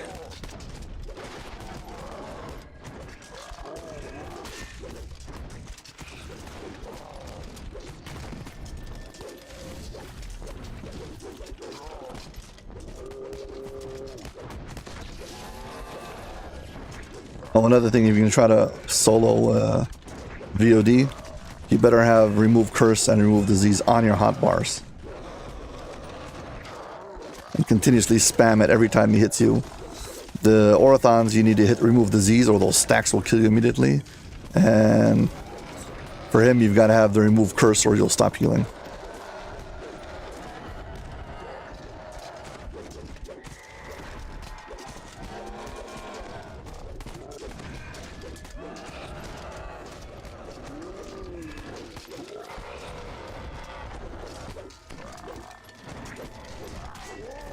And Sulamati's the coward escapes.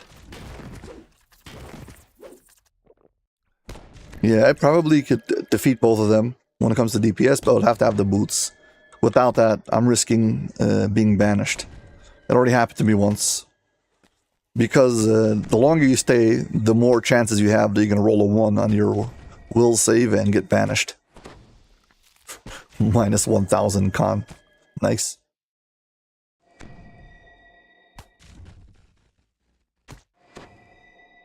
Gotta wait for at least one of them to tick back so I can heal myself.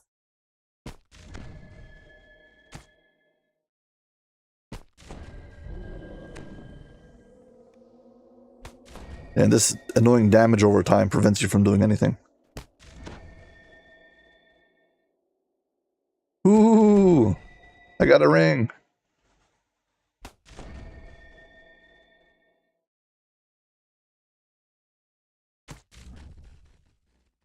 Yeah, I don't know about the immunities. I saw that in the comment.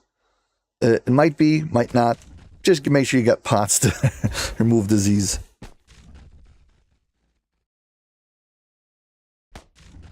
Yeah, so this ring... Dexterity, Exceptional Intelligence 1. Whatever. Credible Potential. This is the thing I want, and I can craft on it. And I've got Shavrath Trophies of War, but I need 9 of these to craft something. And I still need a augment. Not an augment, whatever, the trinket thingy. To craft it. And yeah, I'm gonna have to do this again. How long did that take me? 23 minutes, not bad. And I actually got XP for it. Look at that. That's so cool. I love it when you solo a raid and actually get XP for it. Feels good. Nice. It almost feels like I'm doing it at level. I'm not, but feels like it.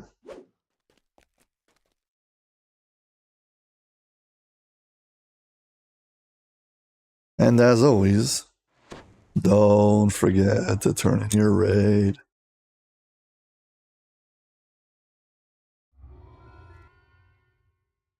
Okay. Well, that was a successful run.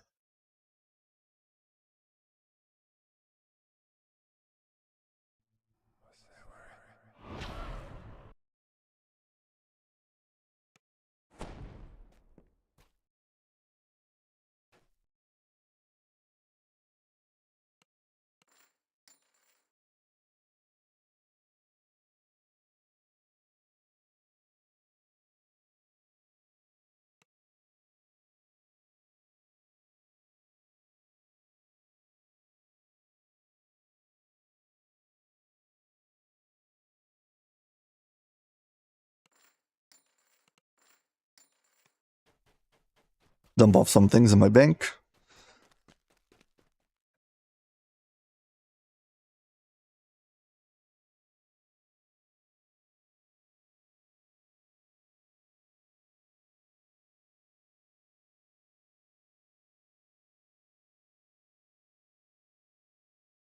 Come on, take your time. Open up already.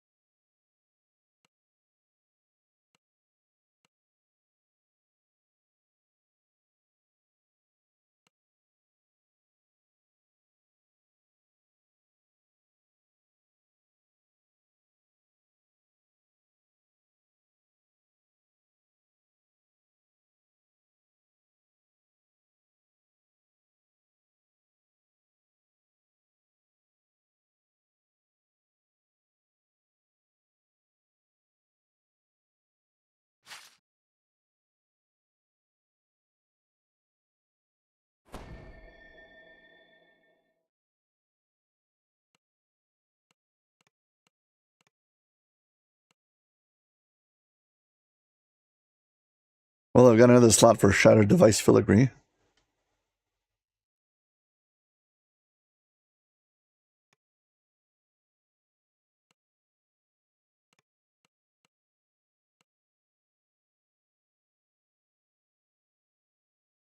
Shattered Device, 5-piece, reduces enemy melee power and range power.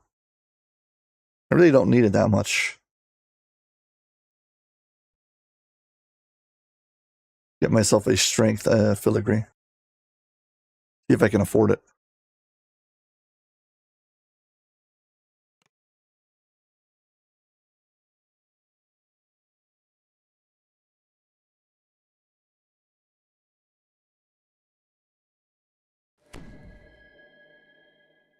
Shavarath Trophy of War, I've got 3. I need 6 more.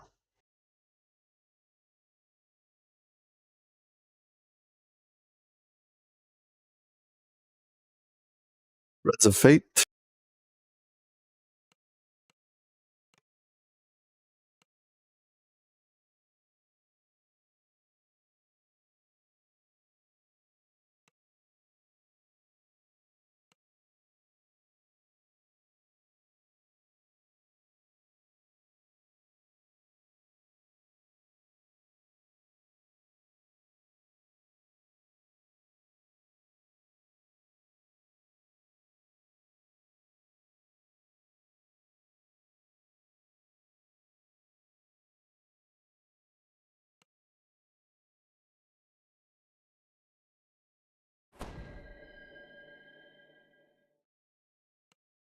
What's the strength one?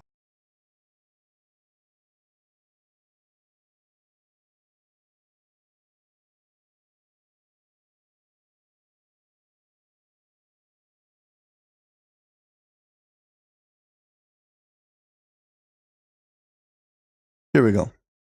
Sucker Punch, 1 against many, plus 2 strength.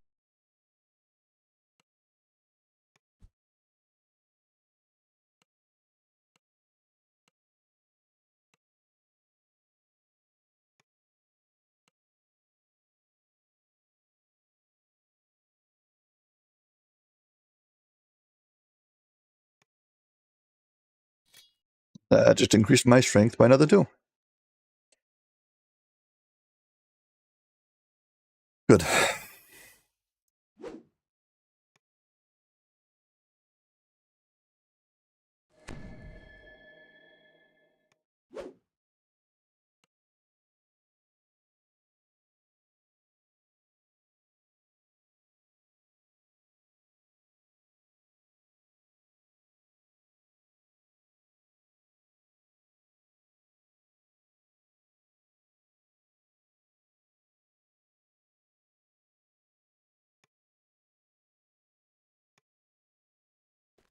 Hey, raid flagged. I still got the one in Giant Hold. Still got... I wonder if I can do things that are over my level. So maybe... See, epic flagging for... Epic flagging...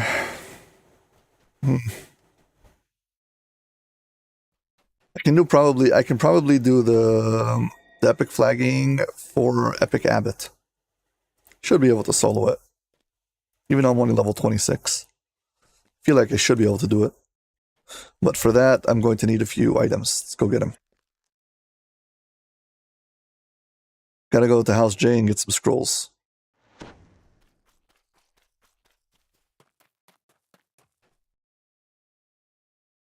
Need those ice scrolls so we can turn off the fires in the Inferno of the Damned.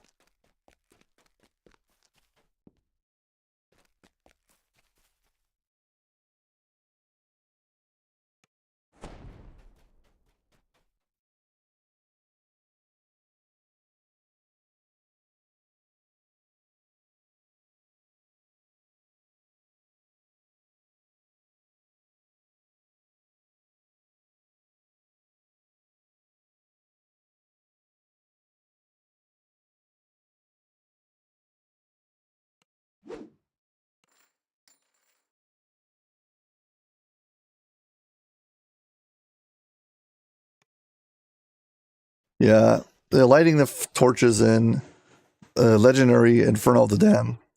I mean, Epic Inferno of the Dam is pretty easy because those flame, whatever they're called, elementals, spam their delayed blast fireball all the time, and everything ignites very fast. We can buy a few just to be sure, but we don't really need to. Let's buy a few just in case. I'd rather be safe than sorry.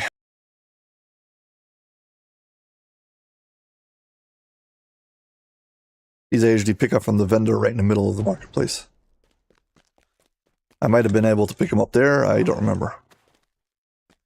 But for some reason, I always go here.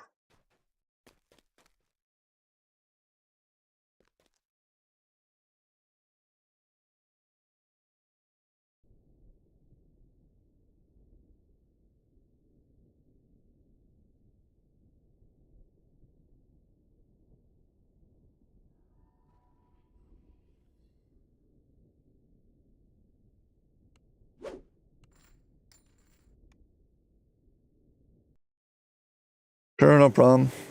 Have a good one. Take care.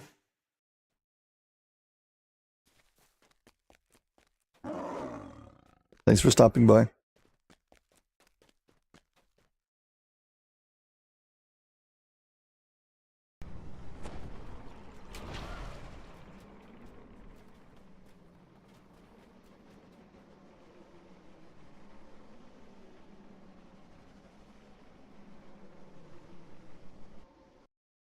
Hey, we're heading out to the orchard. The quest used for flagging. There are 4 flagging quests. And there's a quest giver for each. If you want to flag for Mark of Death, you'll have to do the epic versions by talking to the epic quest givers. And you want to do the heroic, you'll have to do the opposite. Well, the heroic, you just have to have the sigil. So once you've done it once, you won't have to do it.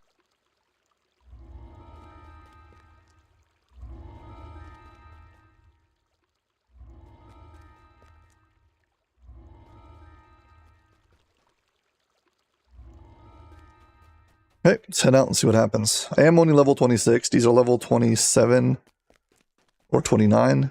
I don't remember if it's 27 and 29 on Elite or is it 29 and 31 on Elite. We shall find out.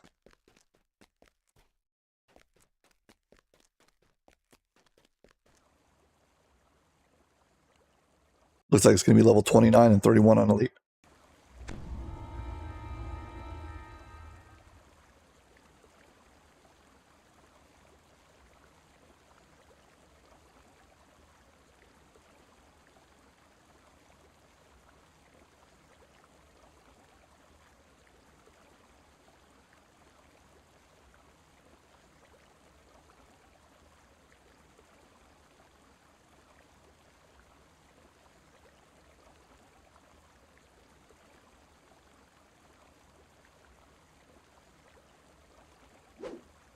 Yeah, they're 29, 31 on Elite.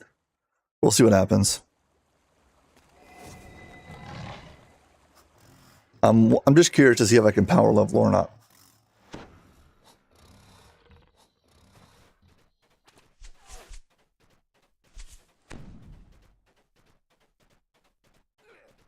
Well, yeah, anytime they have something where it's endless spawning, eventually it's...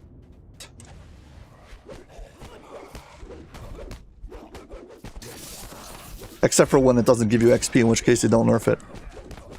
That they don't mind keeping up forever.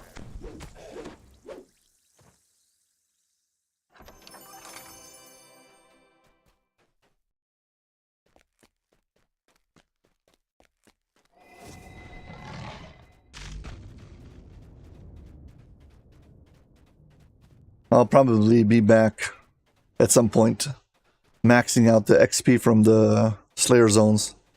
Because as soon as I get to 30, I'm going to try to reincarnate. I hope I have enough seeds for it. I should have. Scorch marks stripe the Fleshmaker's laboratory. Okay, now we'll know if we die in 3 seconds or not. Zombies shamble down the west hallway, prodded along by apprentice artificers. The smell of rotting death has soaked into the walls.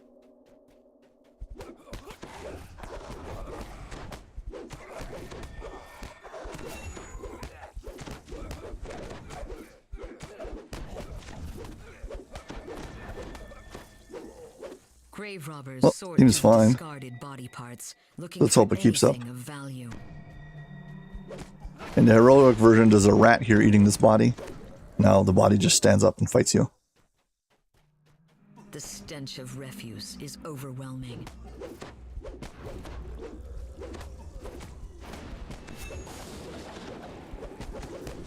The lightning strike against these flesh golems is not going to be that good, but other than that, everything else should be just fine.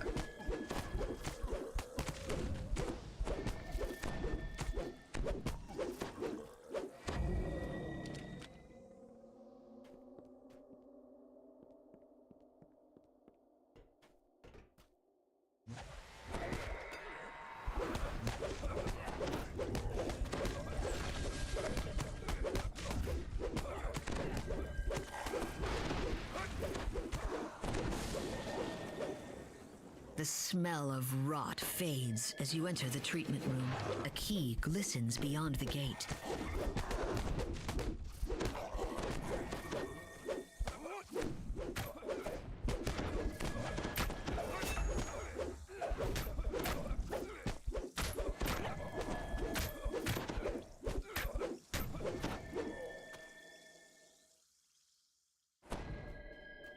I'm going to move adrenaline over. Noxious fumes So it works together with the preparing them for what's it called? The disassembly. whirlwind attack. Sorry, the supreme cleave. Because of the way that the cooldown works.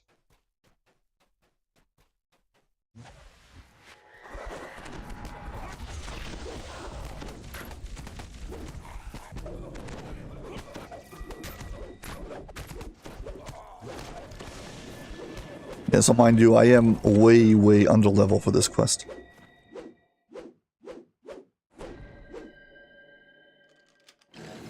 I am level 26, this is level 31, so I'm 3 levels below it. This passage leads behind the treatment rooms and up to a security post.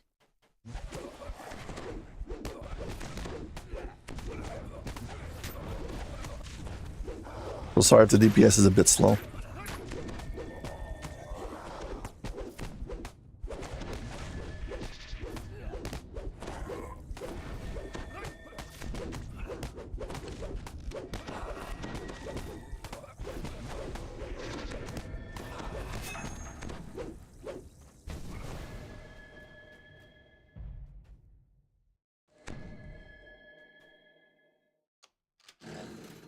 The keys for the door all the way at the bottom, the end of next room,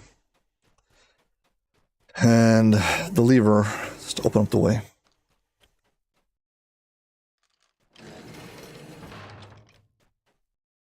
I think. A closed door seals off the drop shaft to the chopping. You land with a splash. The stream carries fresh zombies into the chopping room.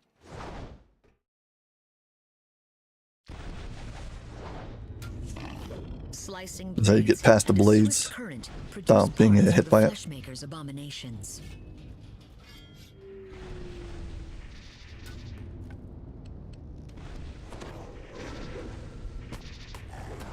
Yeah, but that was a level 20 quest, which was level 22. Unlike this, which is 29, which on Elite is level 31. Well, there is a big difference.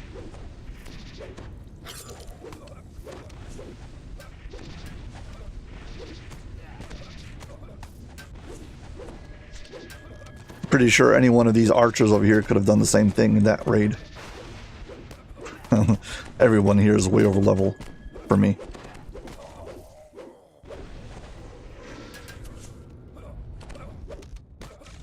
But I think I'll be fine, yes. If something terrible happens, we'll be good.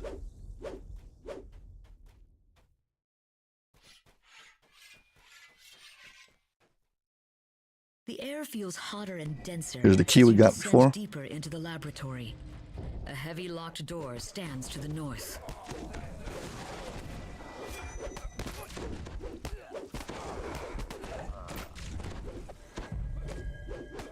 Still not sure how to feel about adrenaline. How good is it really? Versus whatever it's called, quick cutter. But also I got to keep in mind that this is not fully upgraded. Surround this makeshift operating table.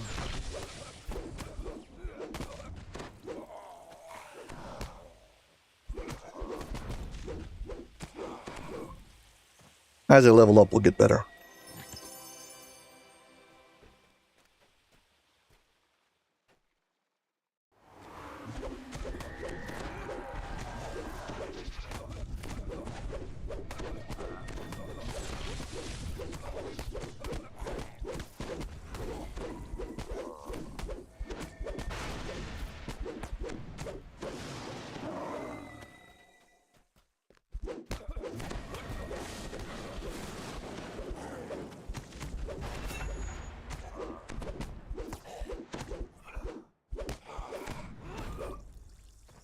Well, to be honest, it feels very good.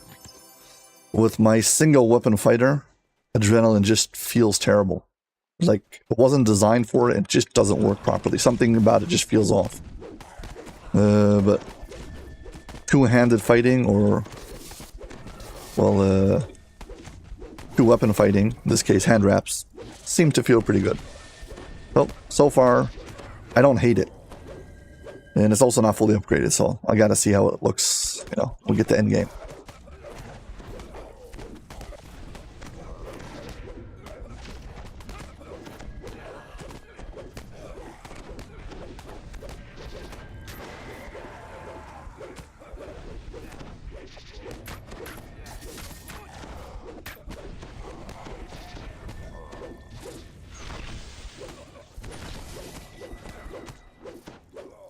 It's so nice to finally have my evasion after playing without evasion for so long.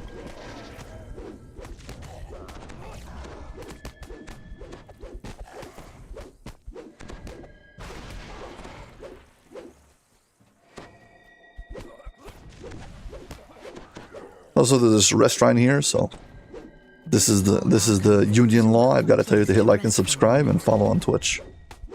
That's it. I've done my bid.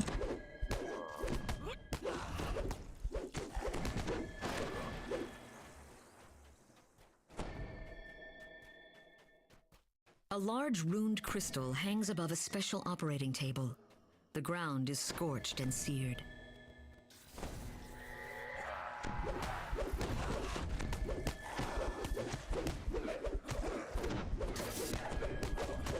I think I'll get rid of the artificers first. Seem to be more of a threat.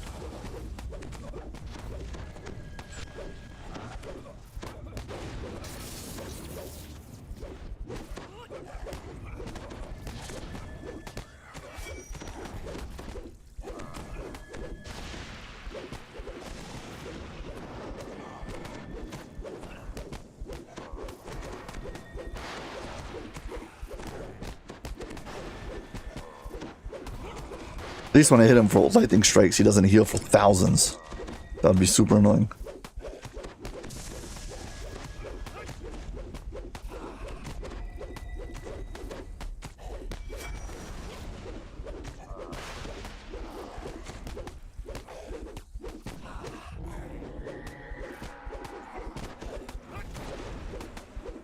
The flesh golem crumples to the floor.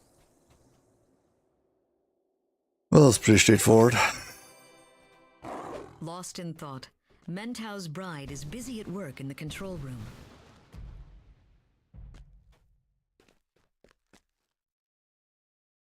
Rather than talking to Mentau in the heroic version, this time we talk to his bride. If you followed along the quest storyline, at the end of the first chain, well, you have the flagging of Litany of the Dead, and you face off against Mentau and you kill him. So it wouldn't make sense to have Mentau here in the epic version. They made it as if it's a continuation. Unfortunately, you don't get your own favor for these quests, but whatever. Lightning flickers through the conduits. Well, at least they tried to tweak the story a bit.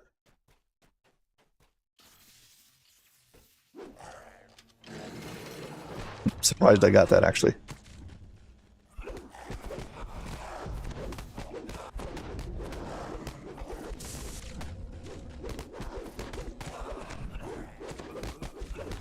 Do not let myself get surrounded like that. I remind myself I'm not at level. And they do actually hit.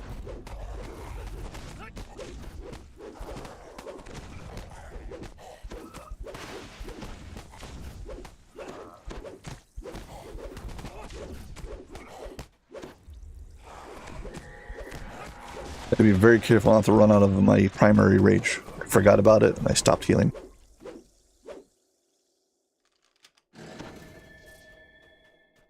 Lasts now for nearly 5 minutes. It's pretty good.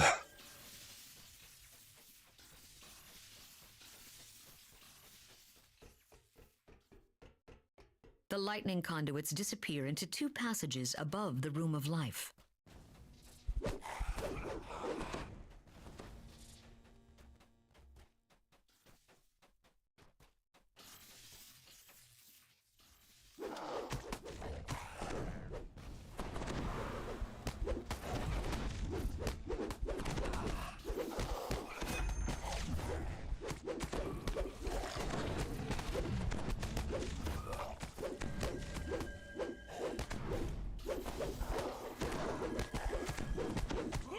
They're fighting each other. I've never seen that before.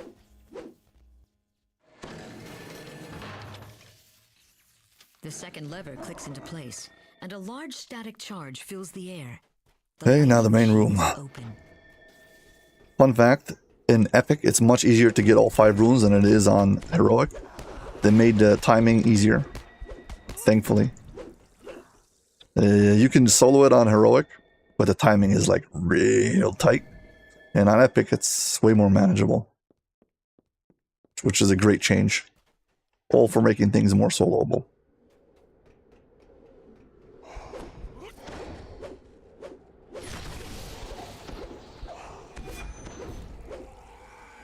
Gotta kill some of these air elementals or they get in my way soon.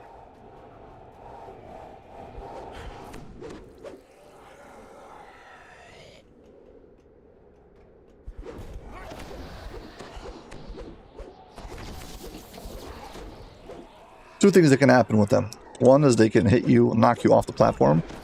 But the other one is they'll hit you with a slow and you'll never make it in time. Okay, here we go. This 1, 2, 3, go around that way.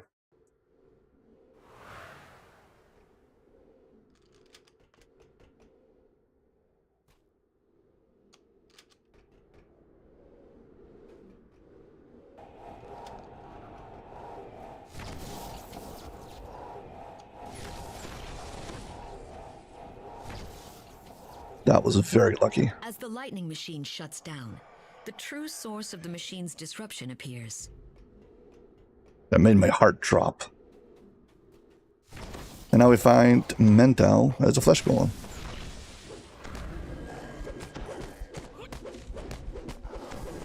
He's got less hit points than Edgar that we killed already in the other room.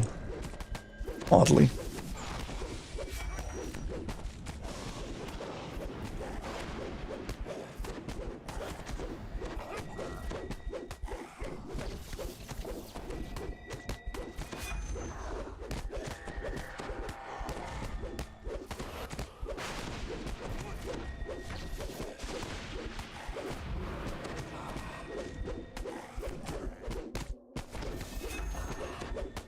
Mentau's form collapses into a heap. The laboratory is safe once more.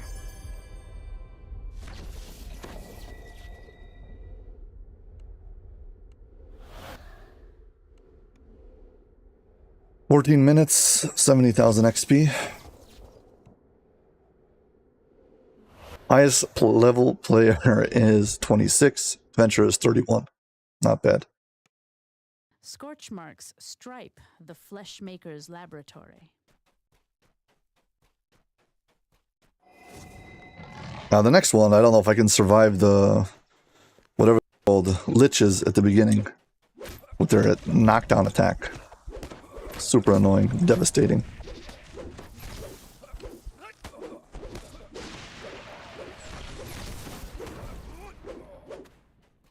Hit a few more XP. I'll recall out and spend it on more adrenaline.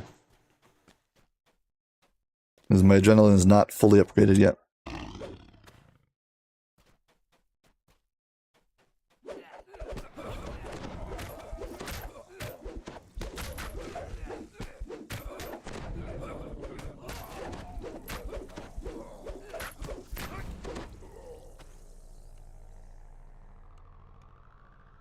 Okay, we can go spend our next point on adrenaline.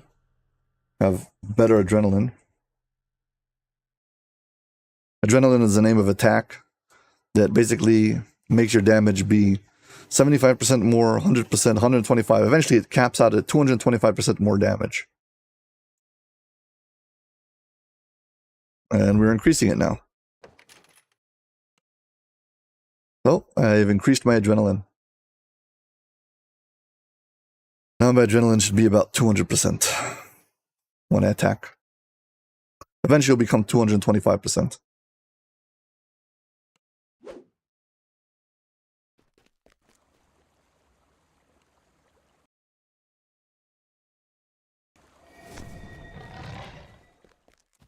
Sorry about that.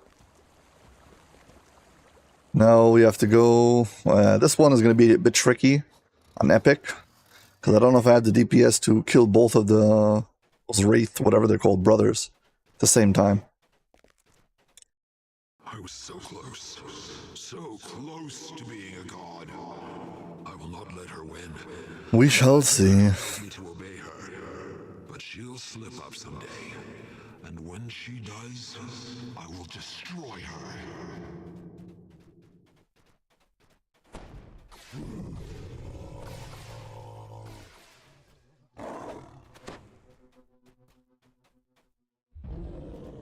Thankfully, the rage effect heals and removes all of my stat damage. So I can at least heal for that. See if I can survive this guy if I hit block.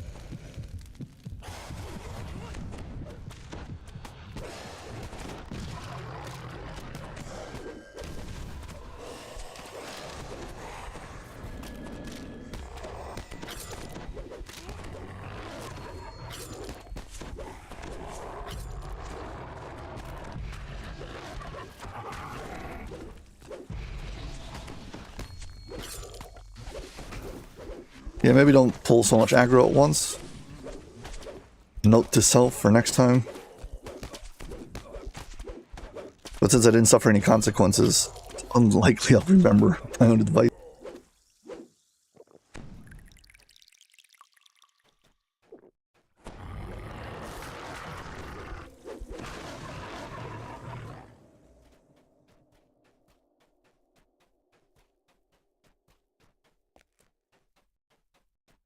Okay, here's a tree of woe. The corpses hanging from the tree of woe rustle ominously in the wind. Get it wrong. It's not woe. It's woe.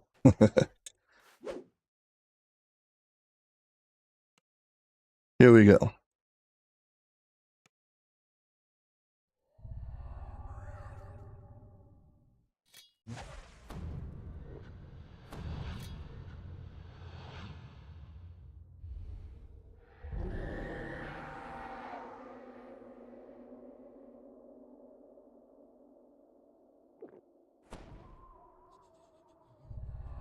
The tunnels Let's see how long it takes until they debuff me.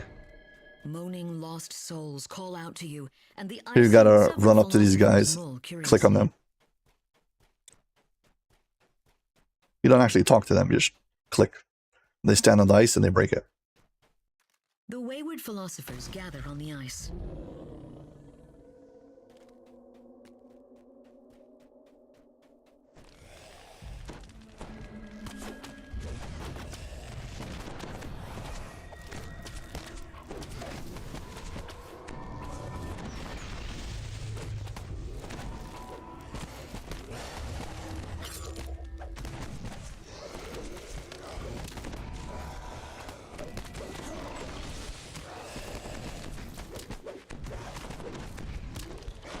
Oh, that was nerve-wracking.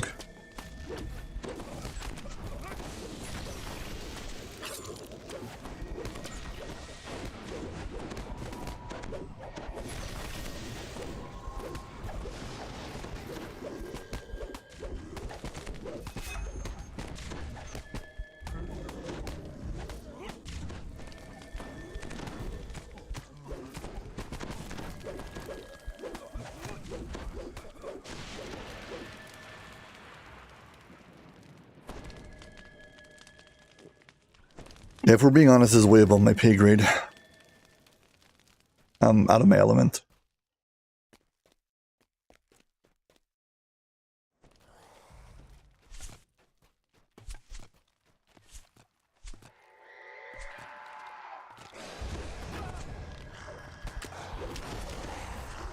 Apparently,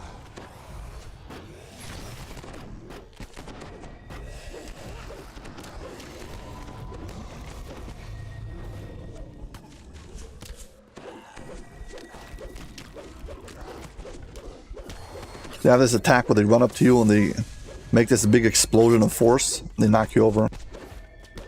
A thin layer of cracked ice covers the hole, blocking your descent. Descending deeper into the glacial abyss, a voice called soul-bound brothers appear above and below. This is our chance to be together again, brother.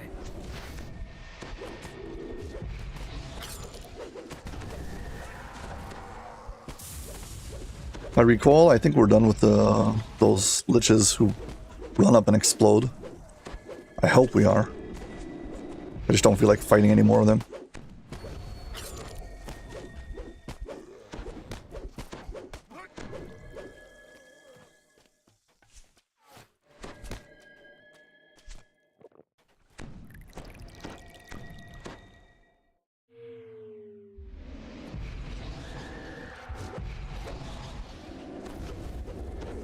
Major part of your power for your character comes from your gear, and it's something I recently found out. You can have a relatively weak character, I mean not a lot of past lives and stuff, but he's got good gear. So powerful.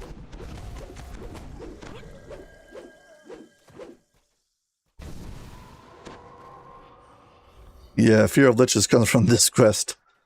I have died instantaneously so many times in this quest. Walked in, got stunned, died.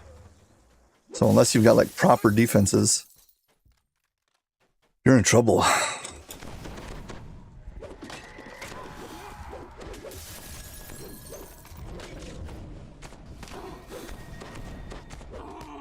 I've got like 44% cold absorption and 47 resistance right now.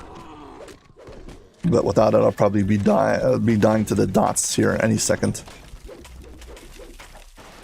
When I say dot, it means damage over time.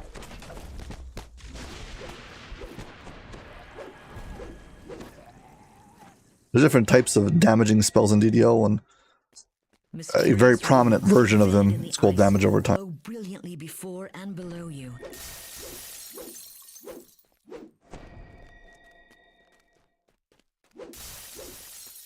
Let's clear out the way, see if I can collect both of them to the same side. Sometimes it's... I think if you don't get too far away, you can actually drag them to the center. Oh, I'm gonna try.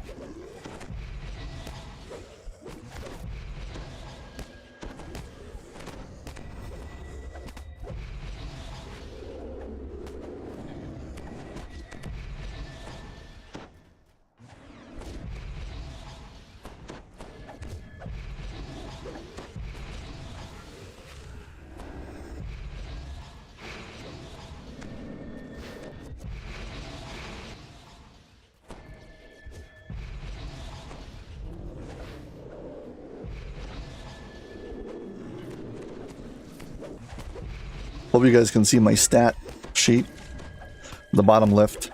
If any of those stats hit 0, I become, well, helpless. I gotta be careful and aware of that.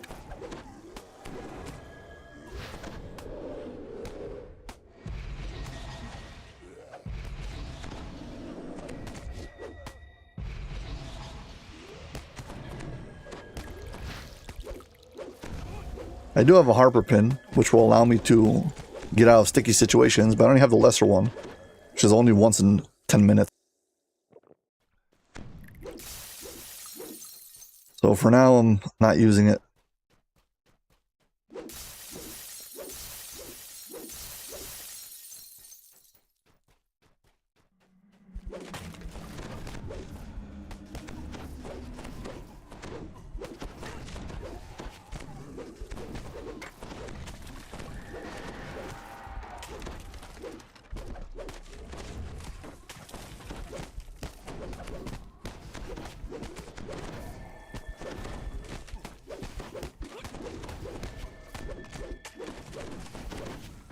To be honest, these quests were things that were some of the content that I wouldn't run even when I was at cap, just because I felt like it was too hard.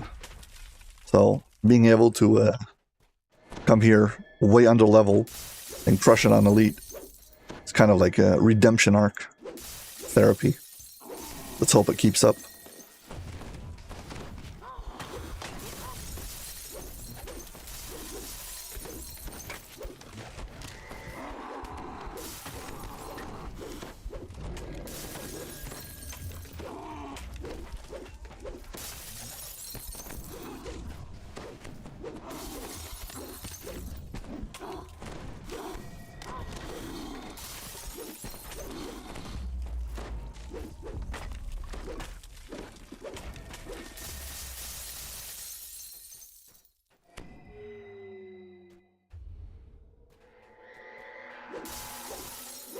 Yeah, let's see if we can go drag the brother from the top, bring him all the way down, and hopefully fight both of them at the same time. I've been able to do it before, but it's kind of tricky. I'm not sure exactly what it is. I think you need to like engage him at all times in order for it to work.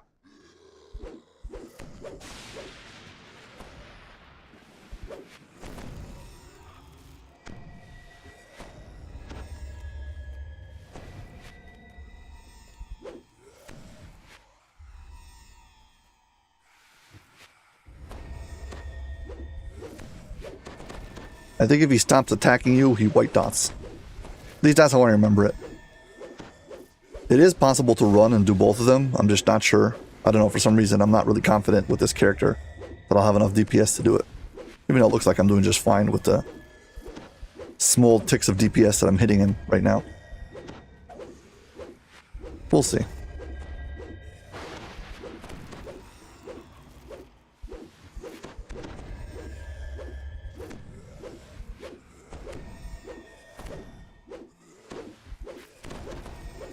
I think as long as I engage him in combat, he shouldn't white dot, I hope. White dot means the game will say, oh, this character is not where he's supposed to be, and it'll be like a white dot above him, and he'll be summoned back to where he's supposed to spawn in and get all of his health back.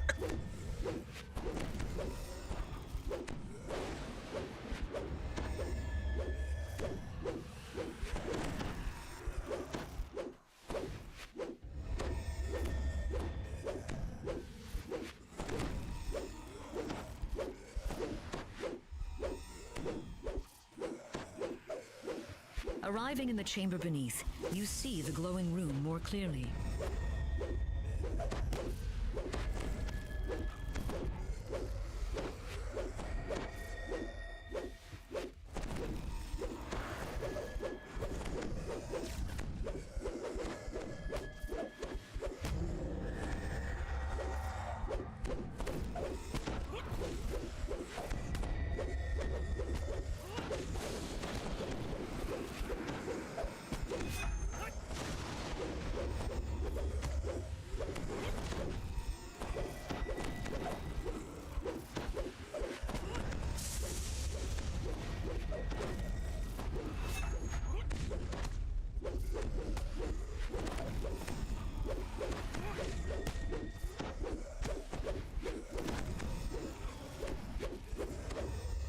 Uragat is slain. You freed the soul-bound brothers, sending them to the afterlife together. The way down is... Well, that worked. First try. That's a relief. I'm basically holding my breath the whole time. The familiar voice calls again, louder and clearer. You are close. Come to me.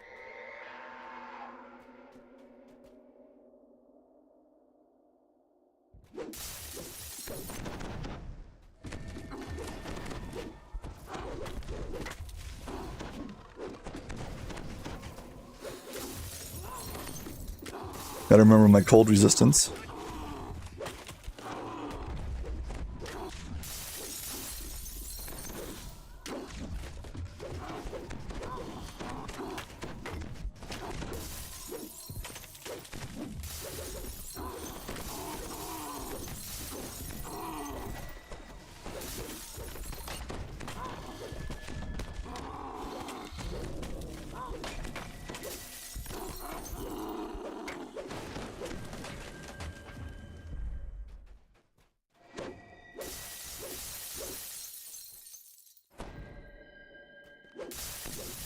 the boss fight, the thing you have to remember is he does constitution damage. That's really the thing.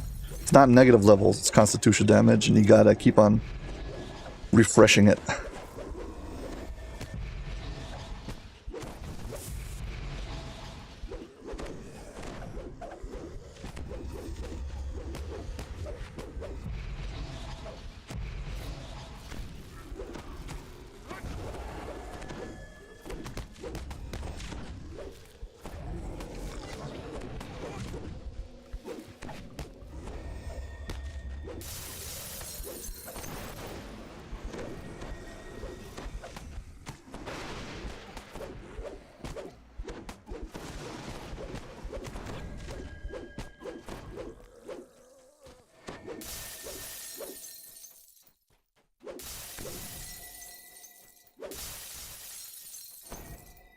Okay.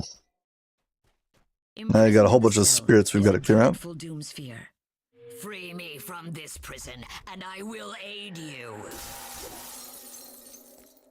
Shattering the frozen remains of the conservators is the only way to release them from their tortured existence. I'll typically aggro everything at the same time, kill them all at once, but I'm going to play it safe now.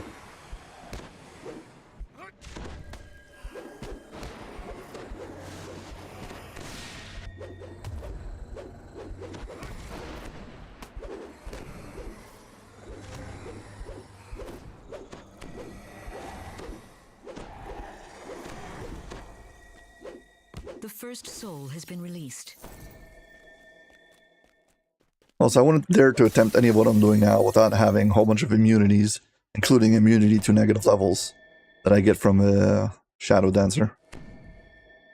Yeah, without this over here, Shadow Dancer, that gives you immune to energy drain out. I wouldn't even try these things, these quests. The Doomsphere's most trusted advisors were encased in ice, a cruel reminder of his pact with the Black Abbot.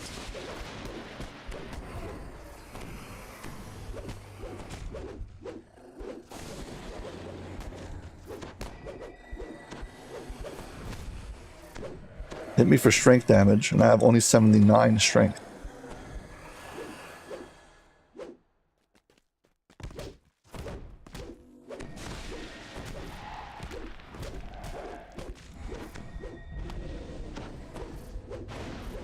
Back to my 84.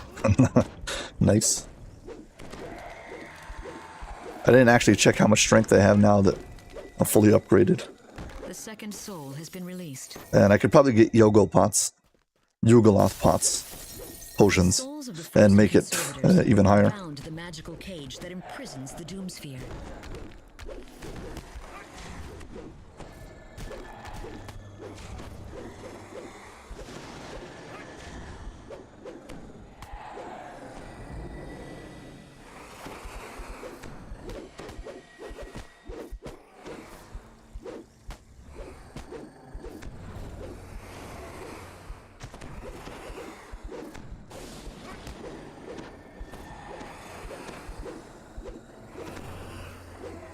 The ghostly beholder addresses you.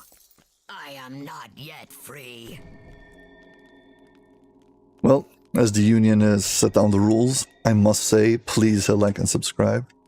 Thank you very much. And also follow on Twitch if you're watching on Twitch. Yeah, now let's see if I instantaneously die to this guy due to the fact that it's way, way, way over level. Yeah, this is 36. Highest level player is 26. Adventure is level 31. This is way above my pay grade. These quests are actually pretty hard at level. So let's see what happens.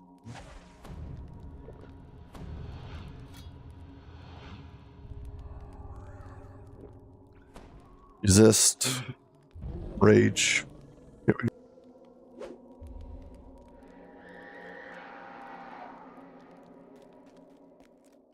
The ice crumbles under your feet as the Doomsphere is compelled to attack.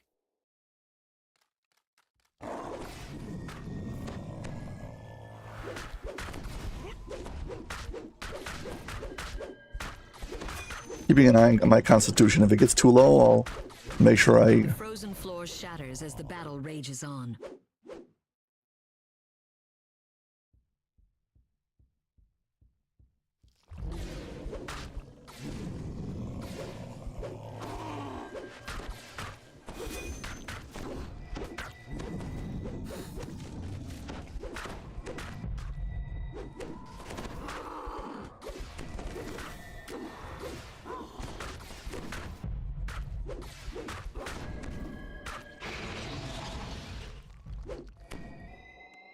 Rage to get rid of one.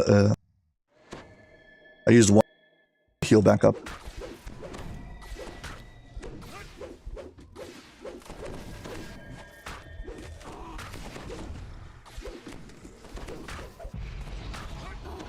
The Doomsphere's rage is barely contained by the ancient frozen Still doing abyss. okay. Final round.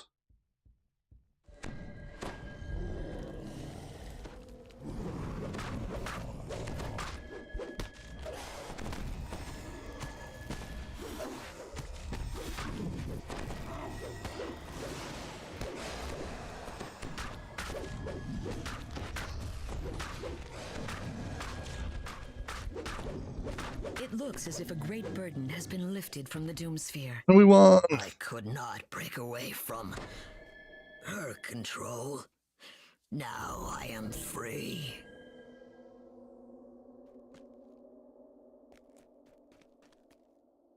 There's an optional ending. Well, I call it optional ending, but there's an optional. If you every layer, every floor you drop down, you wait and you kill a certain amount of enemies. Once you get to the bottom, a section of this floor will break away, and there'll be another chest underneath it.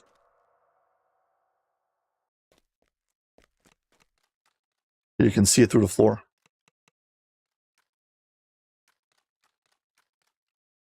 Yeah, this section breaks away over here, and there's like stairs down. Okay. That was a bit stressful. 18 minutes. 92,000 XP. Not bad.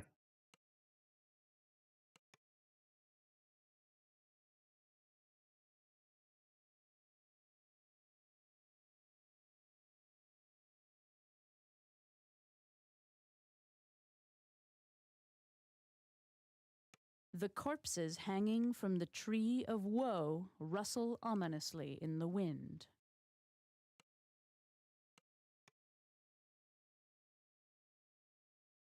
Yeah, now we've got two more. We've got Desecrated Temple of All, and we've got Inferno of the Damned, which are the last two flagging quests.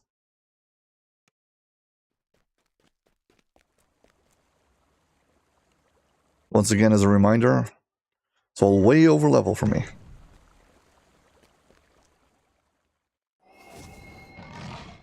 I'm level 26. This area adventure zone is 29, and on Elite it's 31. And these are actually pretty hard at level. So typically I would avoid them until the last possible second. So doing them now under level is feels good. Also stressful, but okay.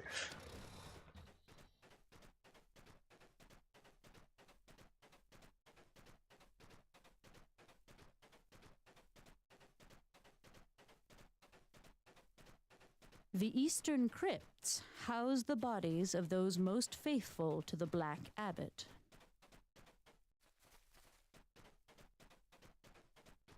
This once magnificent Temple of Vol was ravaged by the Black Abbot's forces. Here we go. Ruined long ago, the temple shows signs of more recent activity.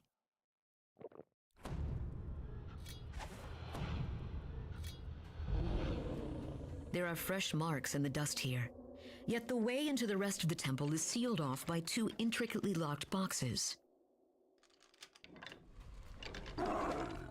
These two levers open up passageways. At the end of each passageway, we'll find a key, come back, and put the lockbox. We can proceed down. The way forward lies down a long and suspiciously narrow hall.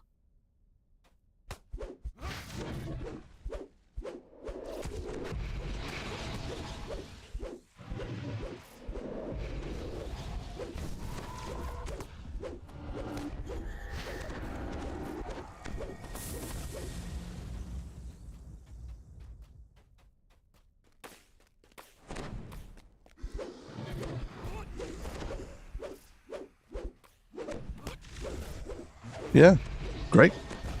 I mean, I think the main problem is that if you don't know how the mechanics work, sometimes it can be very frustrating. At least the epic version seems to be scaled a little bit too hard for its own good. Good. It's just a bit too hard. If you're a casual player and you try to walk into these quests, you're gonna get wrecked. And if you're first time playing it and you don't know where to go, quests like the Inferno, well, you'll be so lost. It's you can walk around there for an hour and never finish it. Also, there's some mechanics over there who are currently kind of bugged. On Heroic, you can't actually get the methods to light the torches or put them out. It just doesn't work. I think it has something to do with the new raid.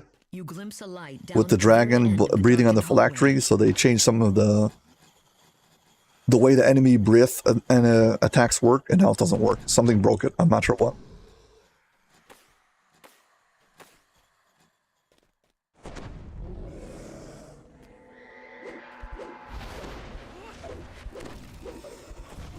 So basically, if you don't have scrolls or some kind of way to set things on fire, and then have some way to turn them off, you can't actually complete the Inferno of the Damned. On Heroic, at least, on Epic, at least, the elementals, those magma elementals, spam Delayed Blast Fireball, which works very good. So at least setting them on fire is easy.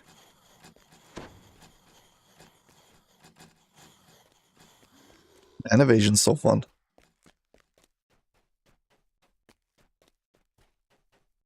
Yeah, we got the gold and silver keys. It used to be that you just needed 2 keys. So if you had 2 players, each one of them could loot a key from one of the sides, and you could just step in here, and it would open up the way. They fixed that very fast once they got the epics. A voice speaks from the empty air. This is our temple. You are not welcome here. The Guardians will teach you some manners.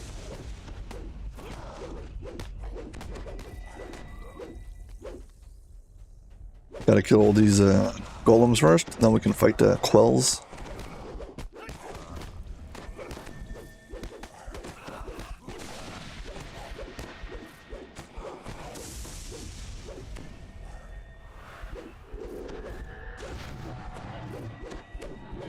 So glad I'm not a divine caster. That would have been horrible. Every time having your screen turn black and white, not being able to heal.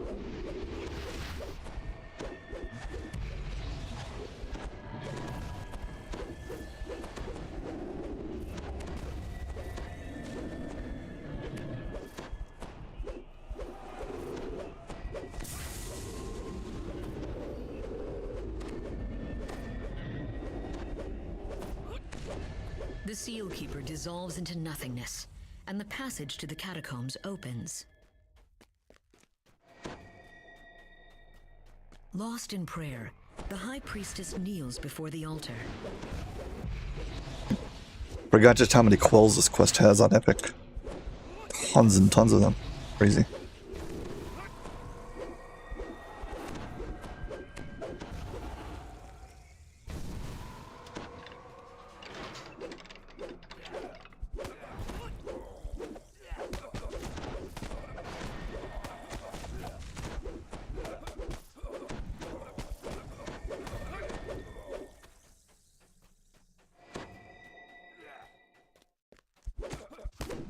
Curious to see if my level 18 hireling can get the secret door and pick the lock, so I can do the optional.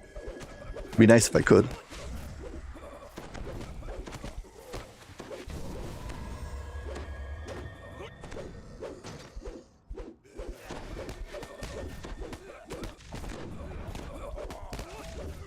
Destroying these pots gives you an optional objective, but I think they summon shadows. I wasn't I wasn't really paying attention. At least on Heroic, I believe it does.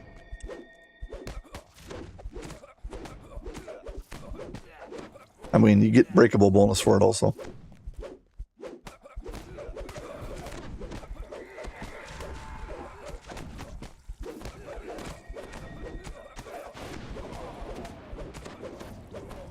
Well, here comes the shrine again, so you know what this means. If you haven't already, make sure you hit like and subscribe on YouTube, follow on Twitch.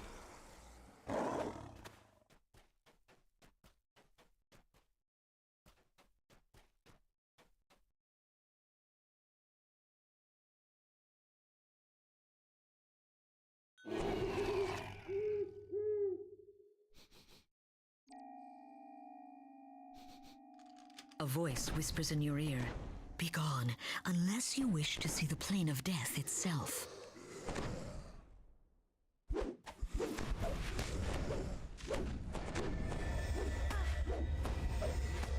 I forgot.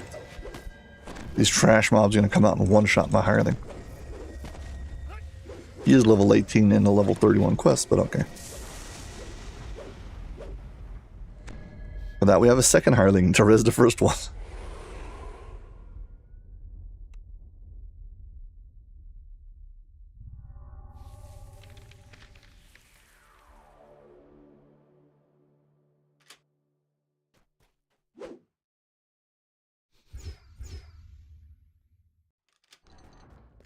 A dismal gray fog spews from the portal.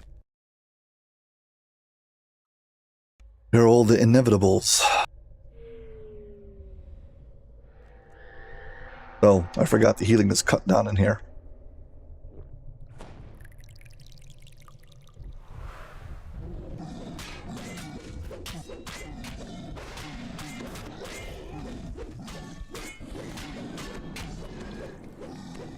You gotta kill 9 inevitables, 7 more left.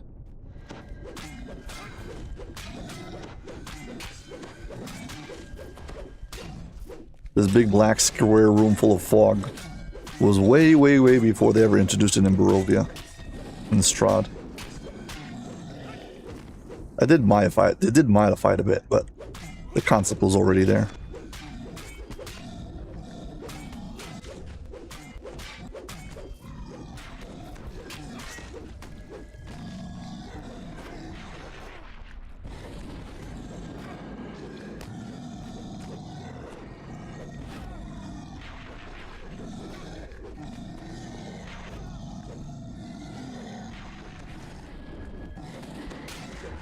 Well, that was a panic heal.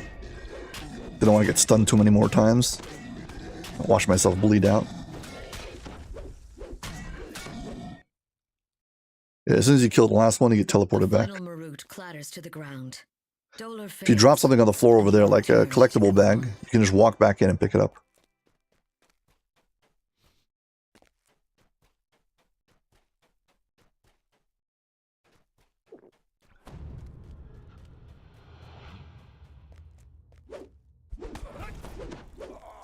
You should get immunity to fear.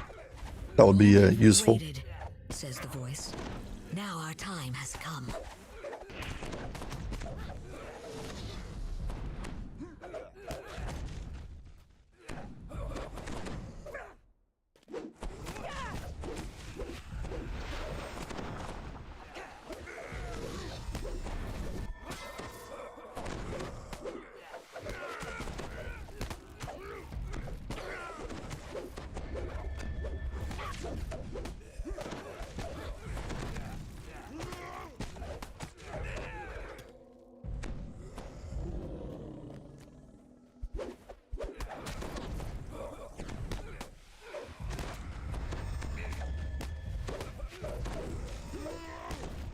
I'm not sure which one of them is scaring me all the time, causing this fear. I'll get rid of them first, but I'm not sure which one it is.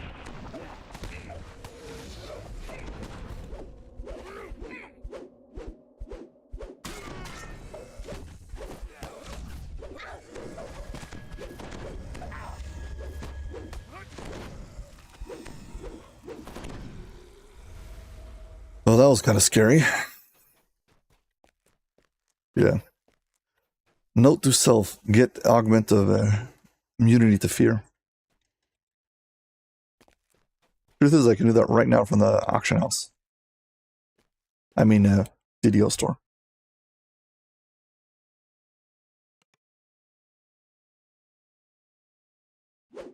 Pick up a yellow augment of fear immunity.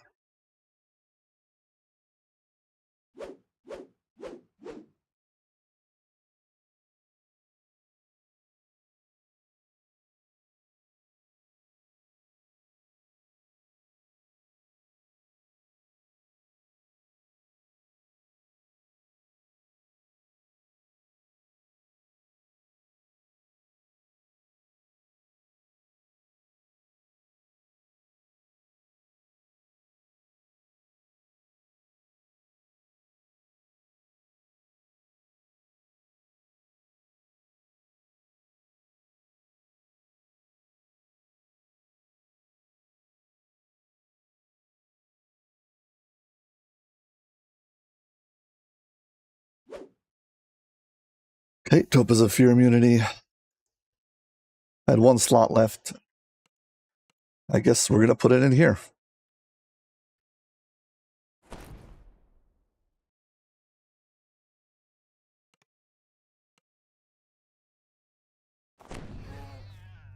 Pure immunity slotted. You have found a quiet place to rest in the depths of the ruined temple.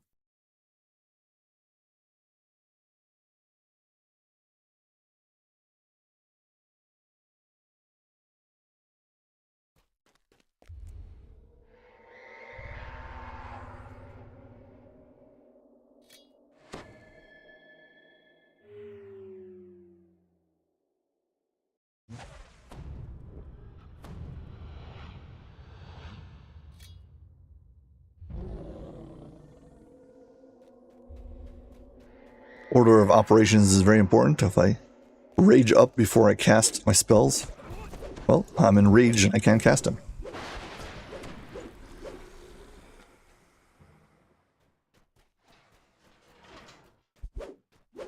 Yeah, some of these sections get locked off as you progress, and it's kind of random. You might have to go the other way around to get to the other side of the fence.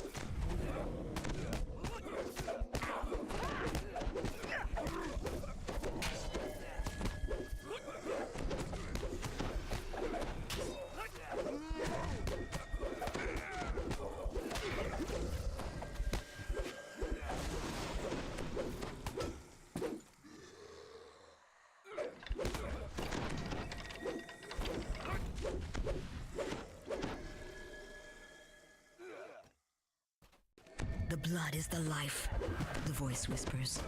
The power of House Vol will return.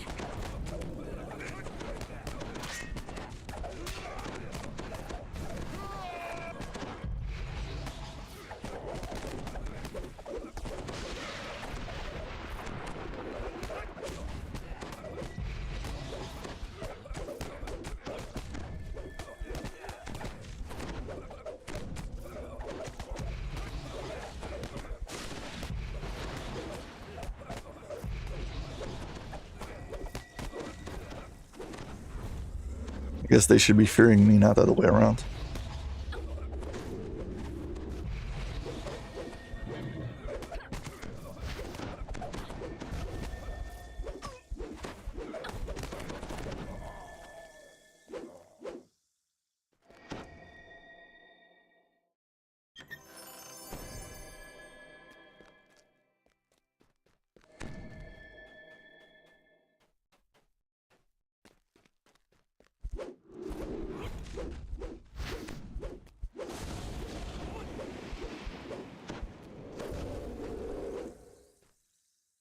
If you're wondering about the lightning strike, I'm wearing the gloves, the Abishai gloves.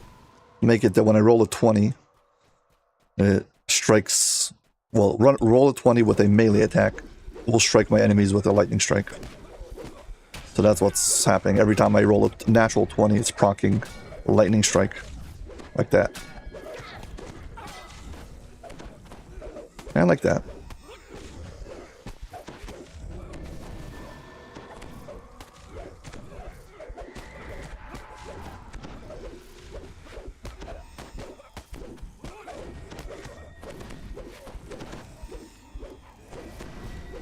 They drove us out long ago, a voice whispers. Now we have returned.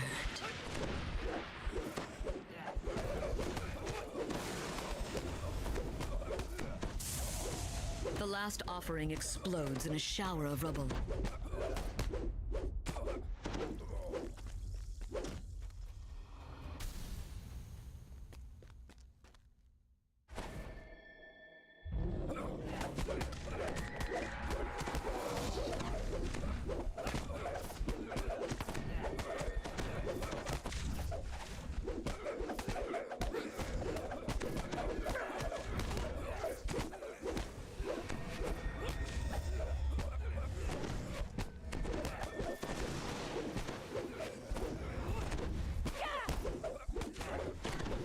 Yeah, I would say that probably if I'm going to do a lot of questing, I probably really should focus on Cutter rather than Come to my altar. rather than what's it called? Rather than adrenaline. For leveling, it's probably better to have a cutter. Chopping through all these enemies with cutter would go much faster. But I'm glad to say that the adrenaline feels just fine. It's very strong. Oh, no complaints there.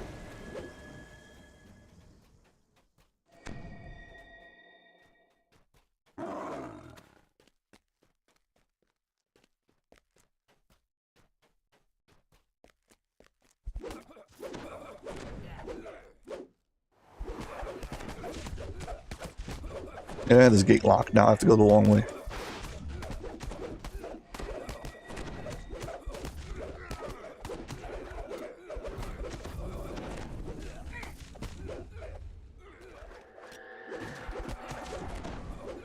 Good, I noticed I wasn't healing because of my rage was off.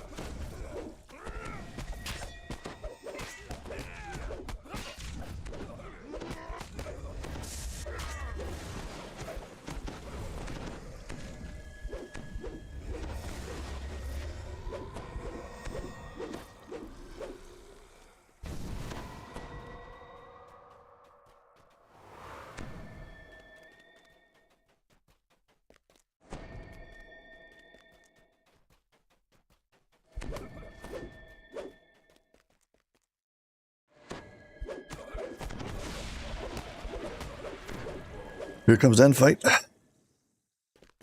The blood of Vol has returned to reclaim our temple, the High Priestess says. Yet only the faithful can be allowed to know.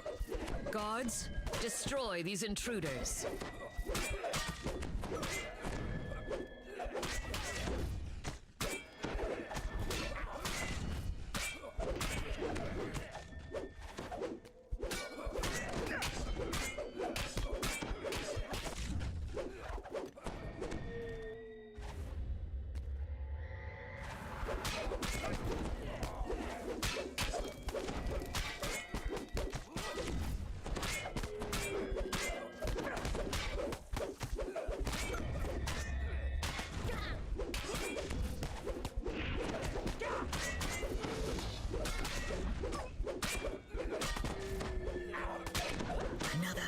To our cause, whispers the voice.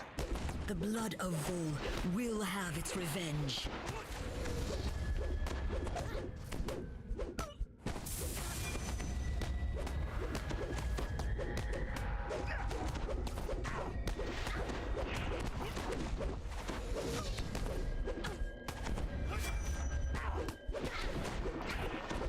The High Priestess crumples to the ground. A final whisper escapes her lips. She will prevail. She must Getting named prevail. loot that I can't wear yet.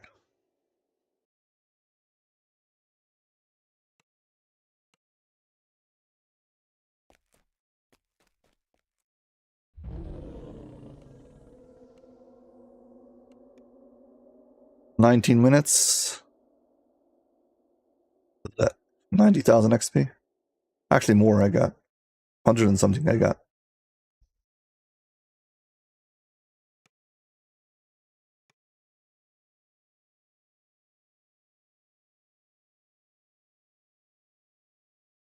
$113,000. Not bad. Okay, final one, Inferno. Anyone joining now, we are doing the epic version of the Necro 4 quests in order to flag for a Mark of Death. You have to talk to the epic quest givers in order to do this version of the quest. If you don't talk to the epic quest giver, you'll be able to enter the quest, but it won't flag you. So it's very important. You are serious about flagging, make sure you pick up the quests and do the right version.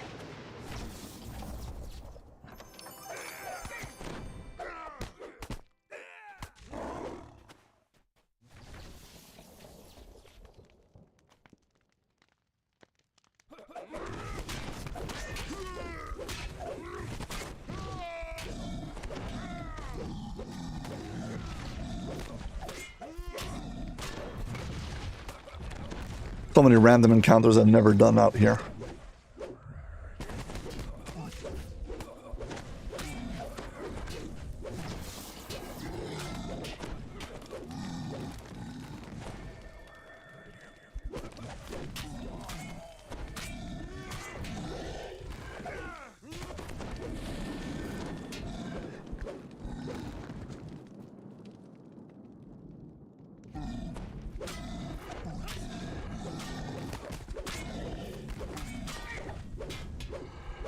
Five rounds? No.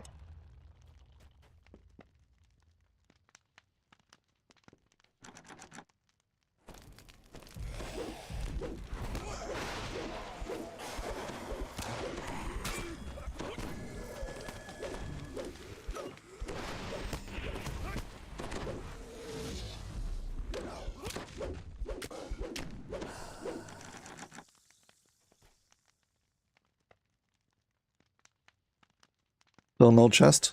So I have to find more trash before I can get the loot.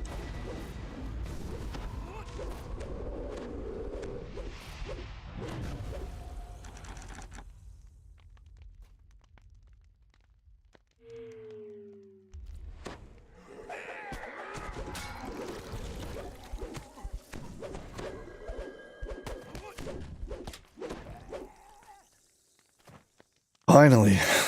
No, it's not worth the effort.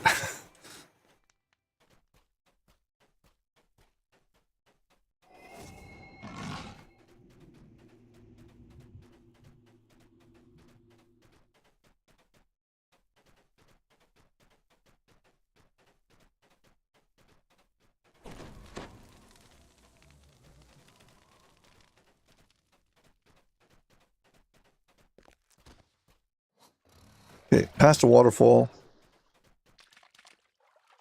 And second ramp. First one takes you to a cave, second one takes you to the Inferno.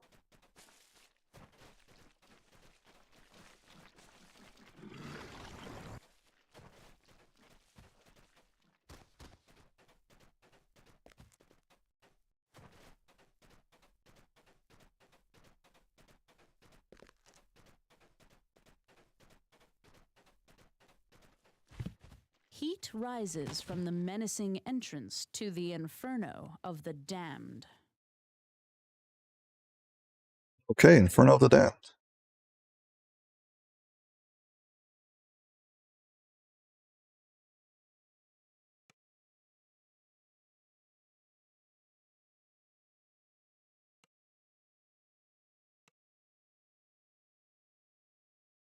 Music volume's always set to 0.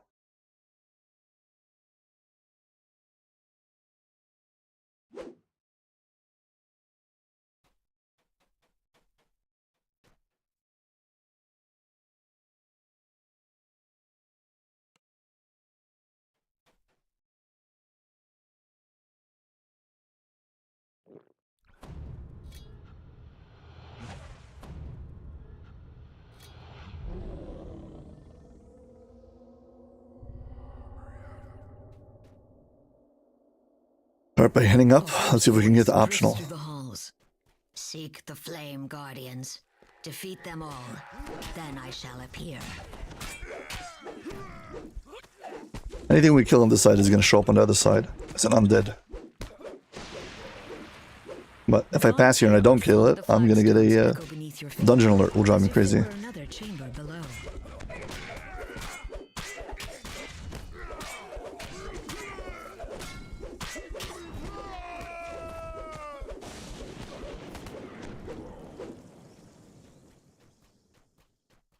This portal glows with an infernal heat.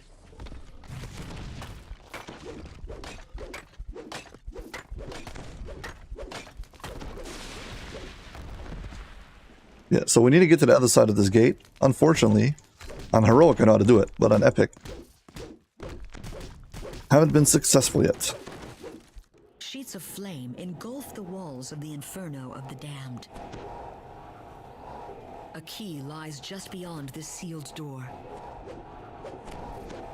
On Heroic, you have to cross the side, and you get that voice line to trigger. Once you've seen the key, you can cross back, and it will let you get through the door.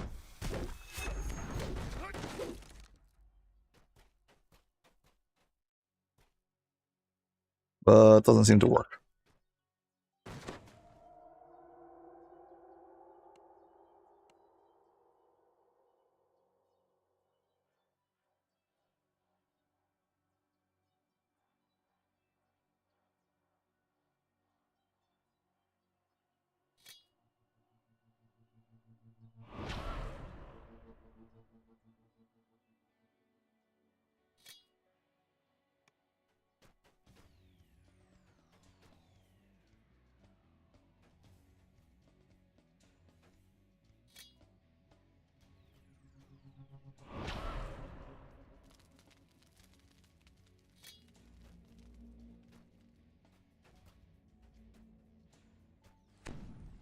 Guess I just stand here and wait.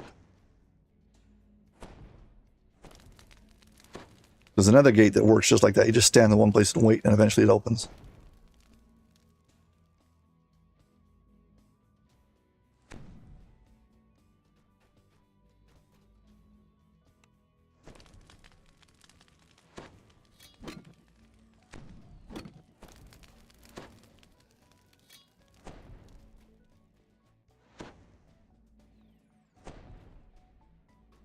Hey there, how you doing? Anybody have any clue how to get past this gate on Epic? On Heroic, it just opens up once you've gone to the other side, but on Epic, I have no clue.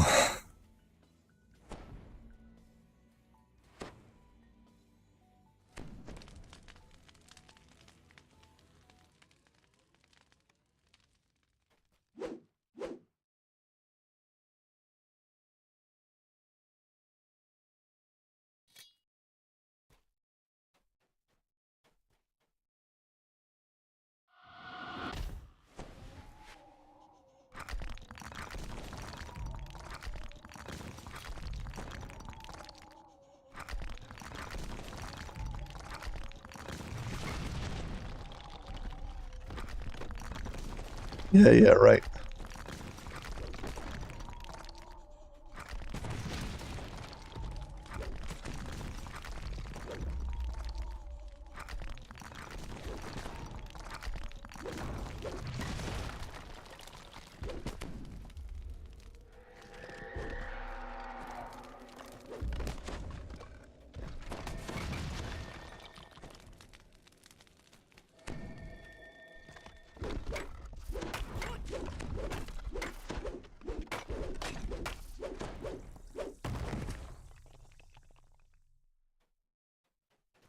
Oh well, never mind.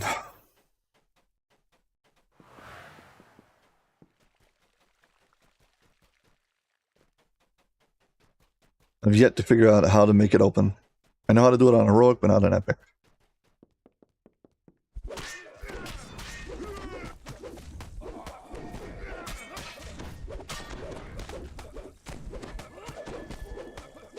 The key mechanic of this quest is there's certain things you trigger that make you pass from one side to the other side.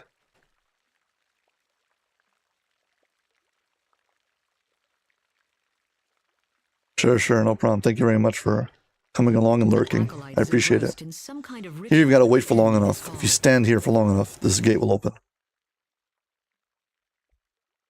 They'll approach you, and then if you kill the Alkalite and stand next to it, you'll teleport to the other side.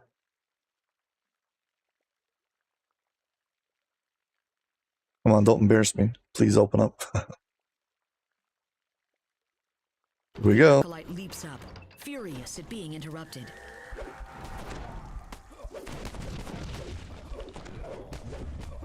A rift to a large chest has been stashed in this remote spot.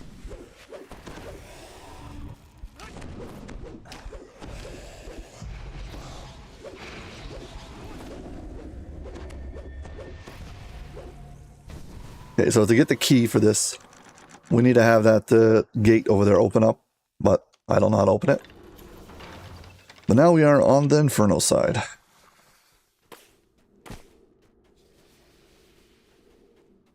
Basically, this quest is pretty simple. You go counterclockwise, so you ignite the first torch, and then you go clockwise the whole way, igniting the torches as you go. And the last two are when you end, when you get to the end. Simple. You'll see.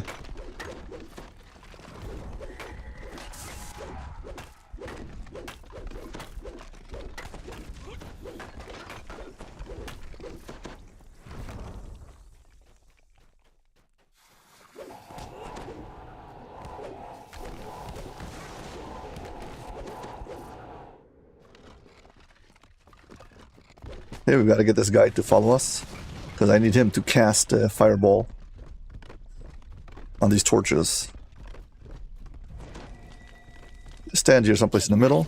A flame flares to life, bringing There we go. That was easy.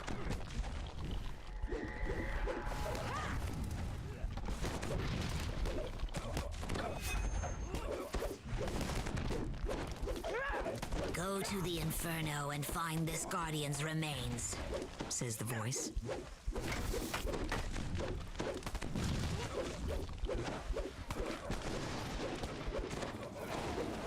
There's a voice line here that only triggers when you don't know where you're going. Apparently it's only on heroic also. It tells you that this way is blocked off.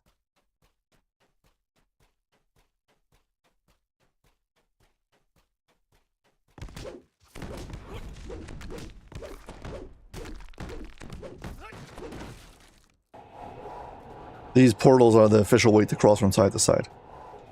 Anywho, we've done counterclockwise, and lit the first portal. Now we're gonna just go clockwise around the entire map.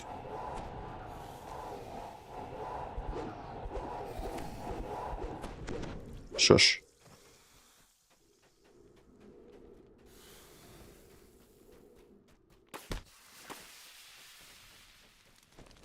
Four torches are embedded in the seething lava.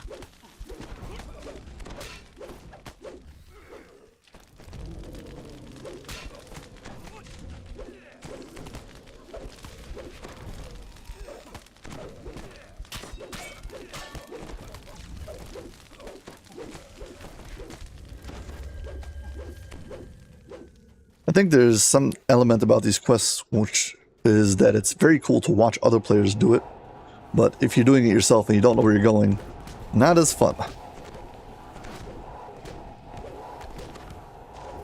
Being lost and not knowing where to go kind of dampens the experience.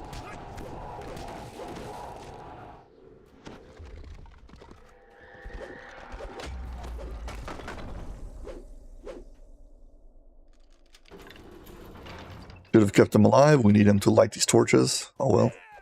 Fire the torches and confront the Guardian.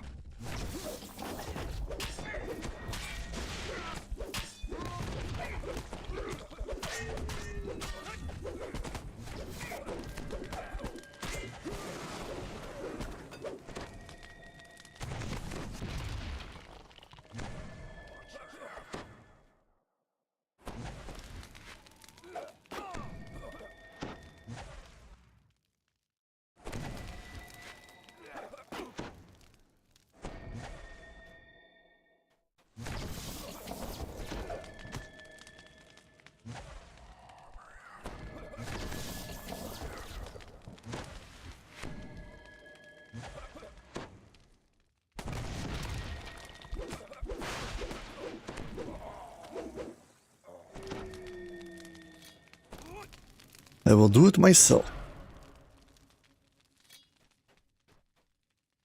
This is why I like the sphere, because if you just walk, it just comes after you. It lights everything on fire. As the torch flames Easy. rise, so too does the flame's Guardian.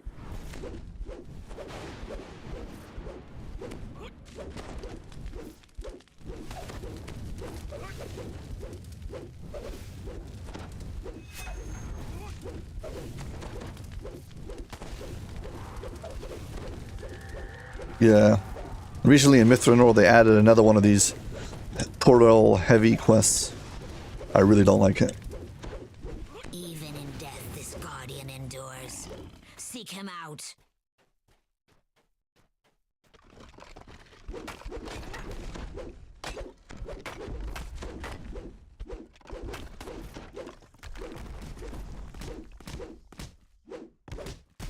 Something like that. The truth is, once you know where to go, the portal section is pretty linear, but the key section at the end, where you got to get the key and the rune of the door and the thing.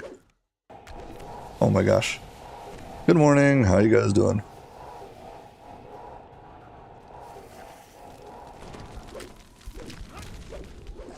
Darken the torches and summon the Guardian.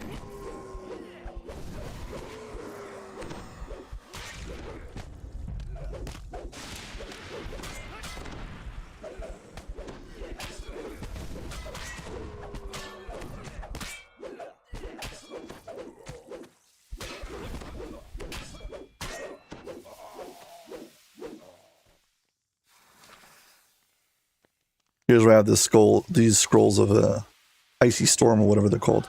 As the last Icy goes Storm, out, yeah, one shot. the undead flame guardian appears.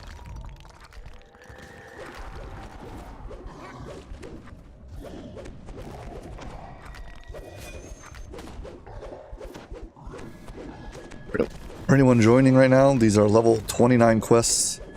Who on Elite are considered level 31 quests. Says the voice. And I am level 26. I will appear to you.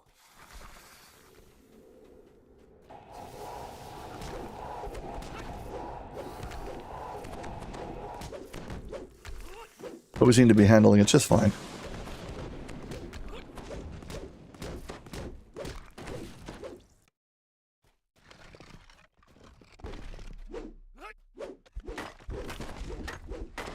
Yep. Some people are waking up, some people are making dinner. That's how it goes. Okay, let's do the optional shrine over here. The acolyte leaps to his feet and attacks.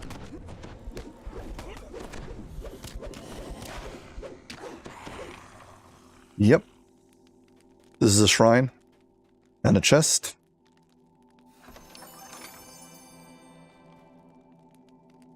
Please hit like and subscribe, thank you.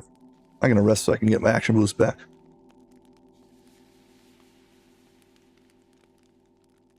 Yeah, you can follow along with all the key presses. It's not just spamming. There's actually some kind of method behind the madness.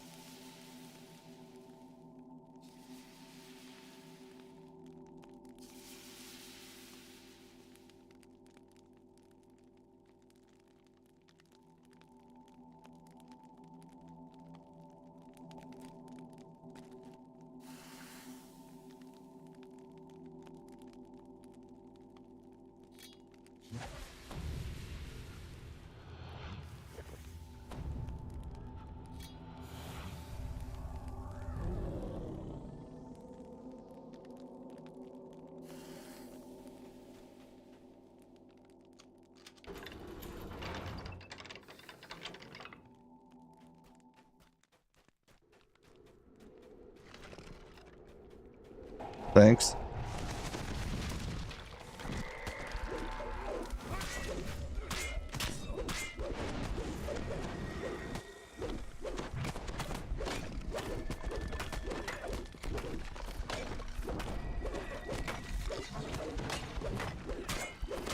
Did a lot of iterations of this keyboard.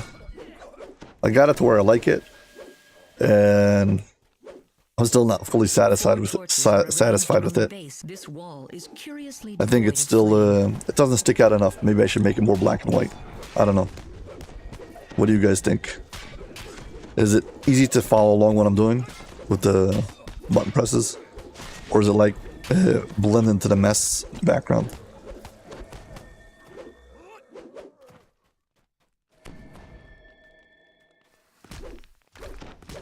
I tried to make gold and silver keys. I thought the idea was cool, but then in reality, I had to play around with the gold and silver to get the right shades of gold and silver to make it so you can actually see it. Call out for flame, says the mysterious voice.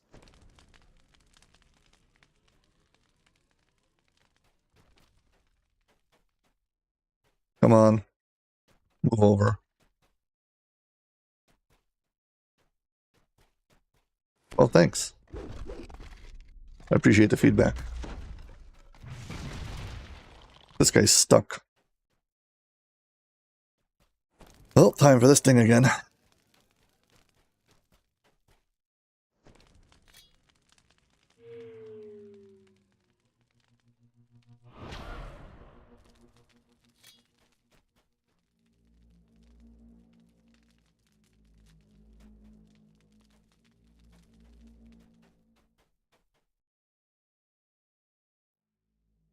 Found the one use for this silly flaming sphere who does basically no damage.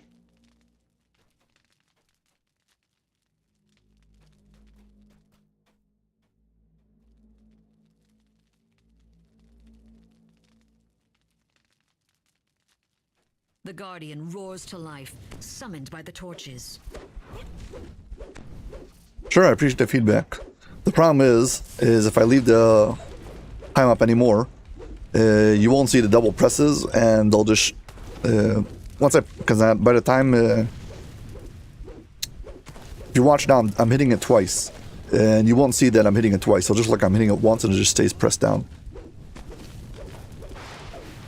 The Guardian's flame has gone out, says the voice. I'm not sure if there's a way that I could make it like darken or something. I have to see what other options the tools have. I might be able to do something about it, but I'll look into it.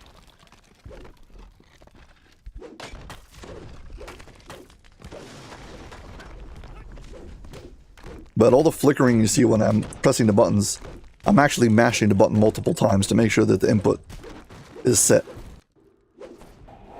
Extinguish the torches to summon him again.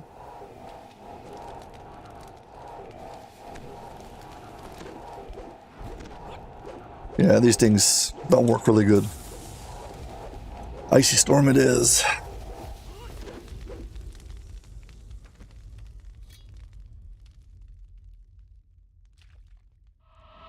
As the torches darken, Casting a spell who does like an icy shower, which turns off these flames.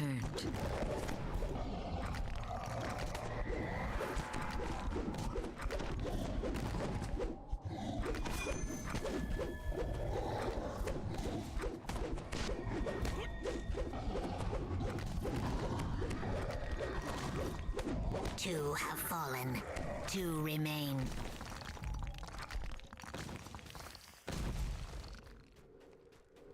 Okay. Moving on. Oh, this place again. Still, they won't open up the door for me.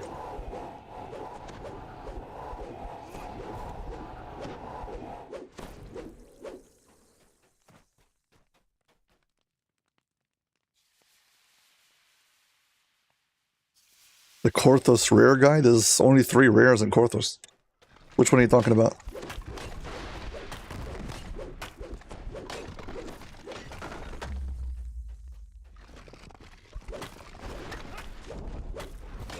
Okay. I mean, you can step into the quest stopping the Sahagin and summon a hireling to reset the instance and run out every time. Might be faster.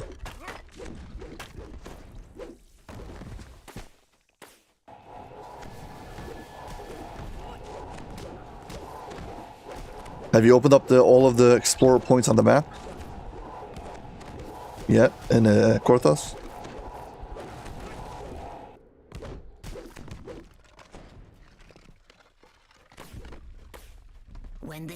You open up all the explorer points on your map. You look next to Misery's Peak, you'll see a dragon on the map. It's really cool.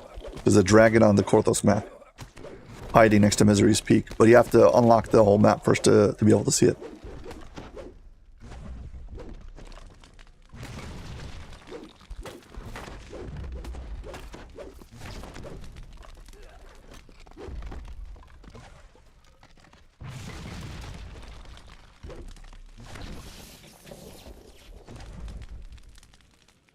The Guardian erupts into the room as the final torch bursts into flame.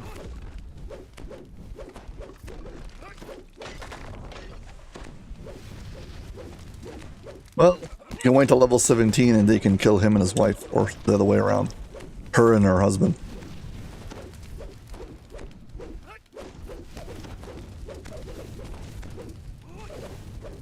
Seek out the undead Guardian in the Inferno, says the voice. The fun little Easter egg.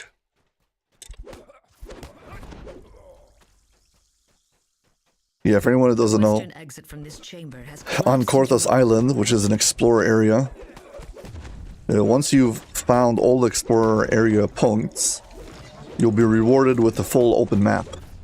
And once you open up the full map, you'll be able to see things that otherwise you wouldn't be able to access. And on the far corner of the map, you can actually see the white dragon that's been attacking Korthos, so it's a nice little touch.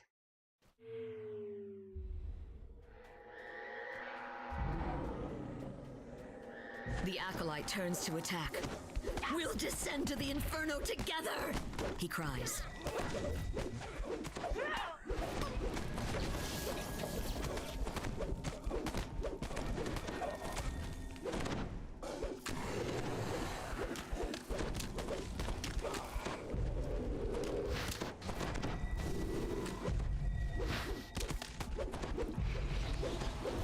Get mummy cursed. To get rid of the mummy curse, you have to do remove curse and then remove disease. And the order is, well, alphabetical. C and then D. Remove curse and then remove disease. And another shrine, just in case. I mean, you should know by now.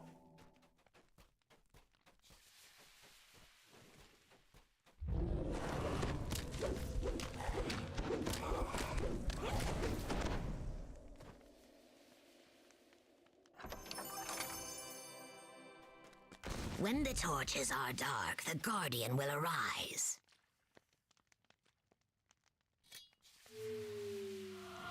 The torch winks out, and an undead cinder spawn appears.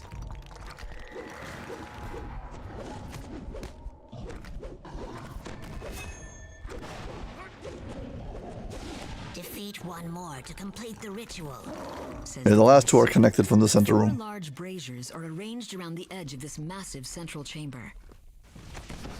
The torches still burn. The voice says, Put them out and the Guardian will return.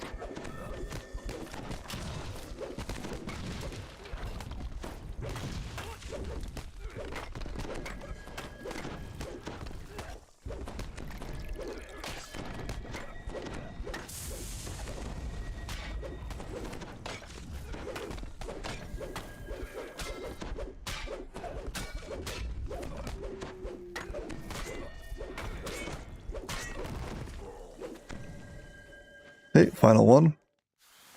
Scrolls. Unrage. Cast it. the fourth undead guardian Go. appears before you.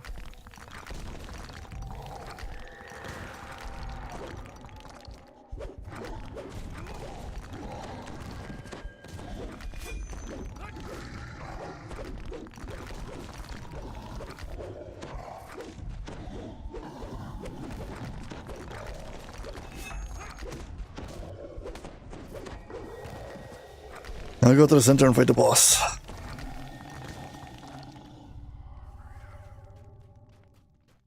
Sinis appears in answer to your summons.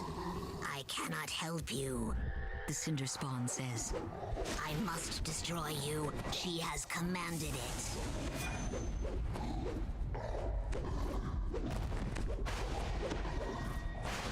So if you're looking at the keyboard, you can actually see how I'm cycling through my attacks. I've set the shortcuts to the letters B, V, C, X, and Z. So I've got my... I got 3 fingers on the WASD for walking, and then my thumb is going from right to left down the line and like double-clicking each one of them. Double or triple-clicking each one of them to make sure the input goes through as soon as I can. That's basically it. That's the cycle, the attack cycle.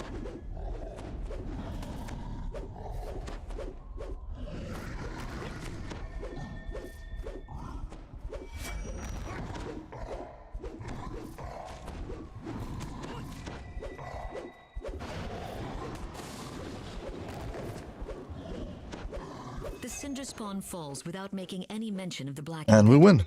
Perhaps someone else controlled the creature?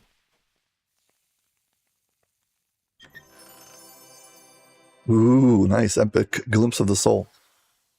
These things, these goggles, have intercession ward. So basically, if you're wearing these goggles, you will be immune to quell effects.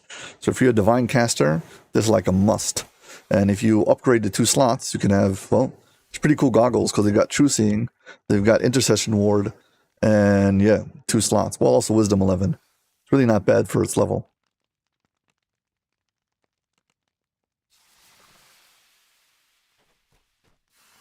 Also, this quest has 2 exits because you can exit from the Inferno side or from the other side.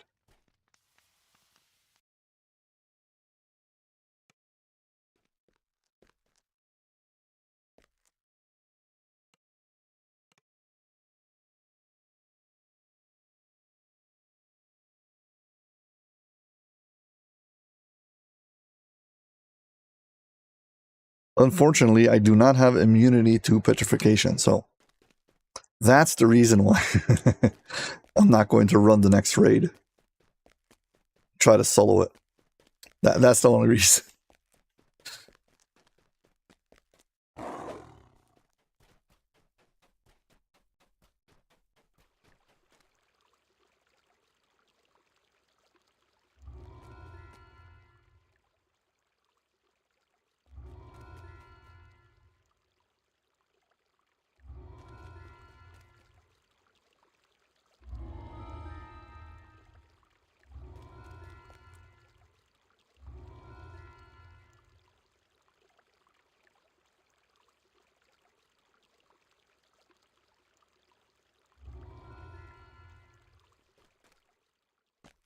And now I am flagged for the raid.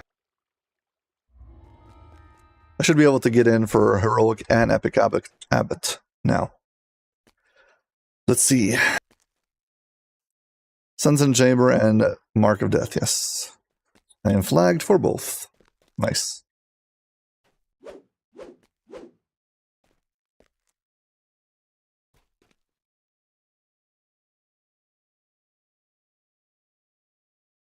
So now I gotta choose. I think I'm gonna go back to Quick Cutter, because honestly, I like Quick Cutter for leveling better than the Epic. I mean, Adrenaline is cool for boss fights. It really speeds things up. But ultimately, my playstyle right now, if I'm slashing through monsters, Quick Cutter is better.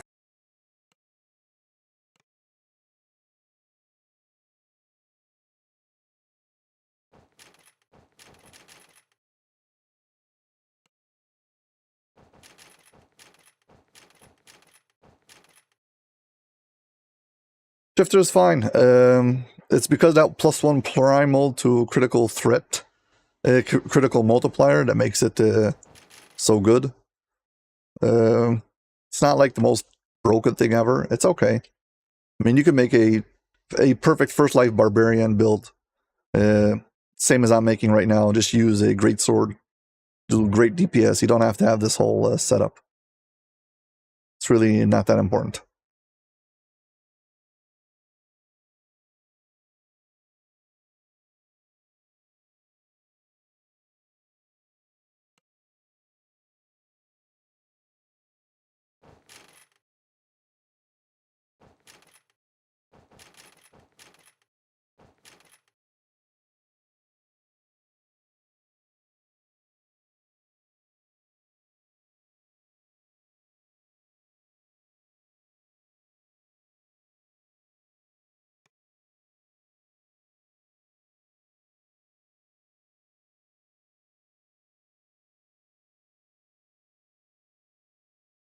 Yeah, single weapon fighting on Barbarian is odd, and if you use single weapon fighting on Barbarian, the adrenaline doesn't really work properly. It feels janky, and it doesn't feel like it connects properly.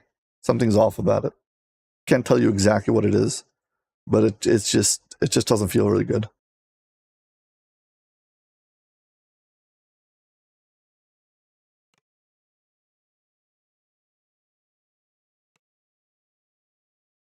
Offhand hit chance 80%.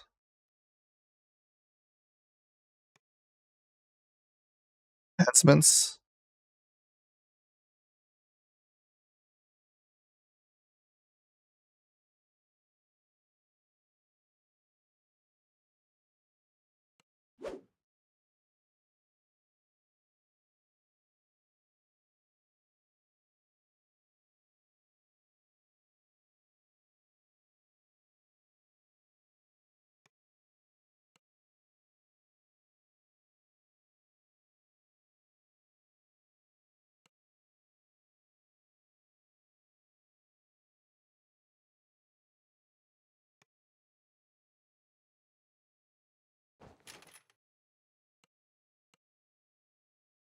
Change a few things about my shifter.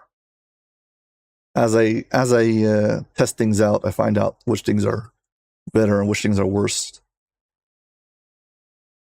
I no longer need freedom of movement. I've got it from my items. So yeah, I'm gonna take offhand strike chance.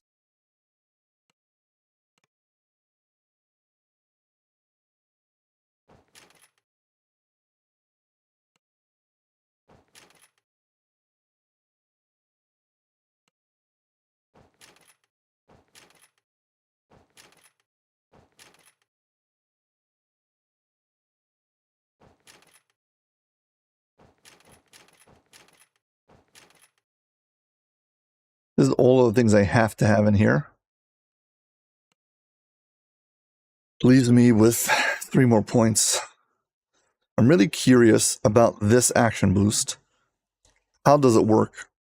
Is it a standalone action boost or is it a combo action boost? See, I've got 3 action points.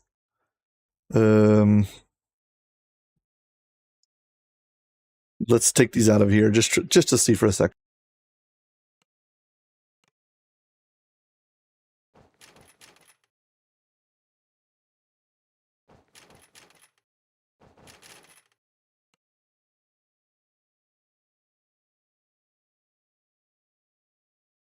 Okay, our question is, does this heroic companionship companion cooldown 30 seconds, but the duration is 1 minute. So this is an action boost. It doesn't last 20 seconds. It should last 1 minute, which is very powerful. Question, does it combo with other action boosts?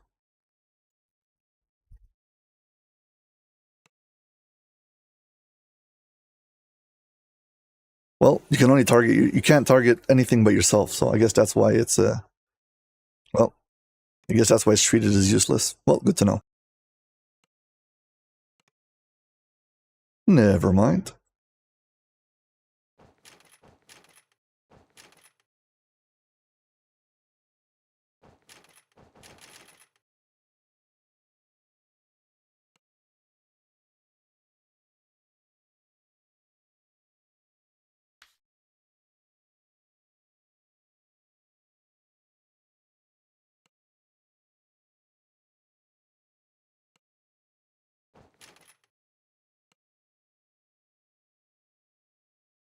Cool.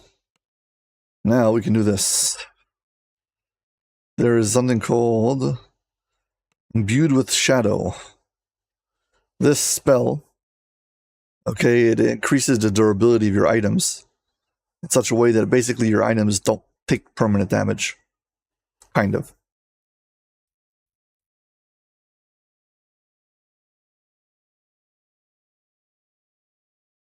Now we can have this guy out here. Let's activate him. Get my other little dragon. There we go. Now I've got my 2 little dragons fighting, flying around. So if I use Imbued with Shadows, does it work together with Magic Fang? Let's see. Imbued with Shadow.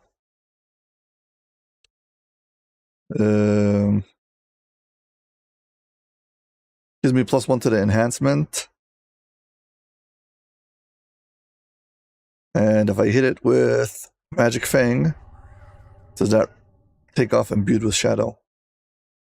Magic Fang.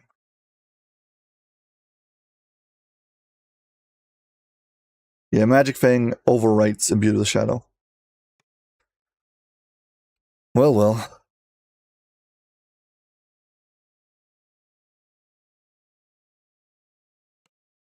I guess we're not going to have the little dragon after all.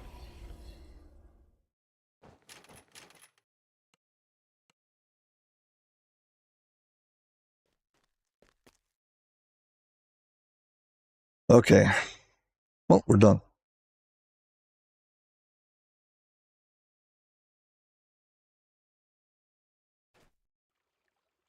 Well, if I can do things over level, I guess we can just start doing Stormhorns. Get all the sagas ready for my epic TR.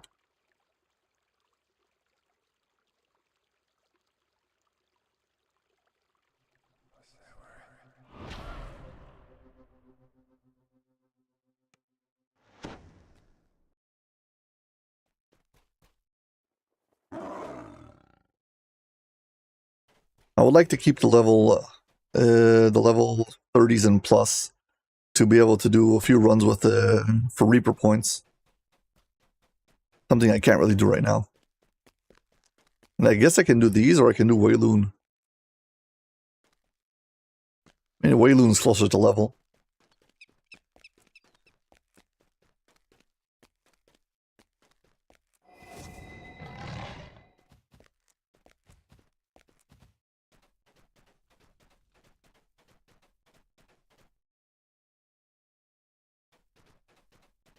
Druid's Deep I can also do, but I'm already over level for that. I'm not going to lose any XP, and I won't really gain a lot.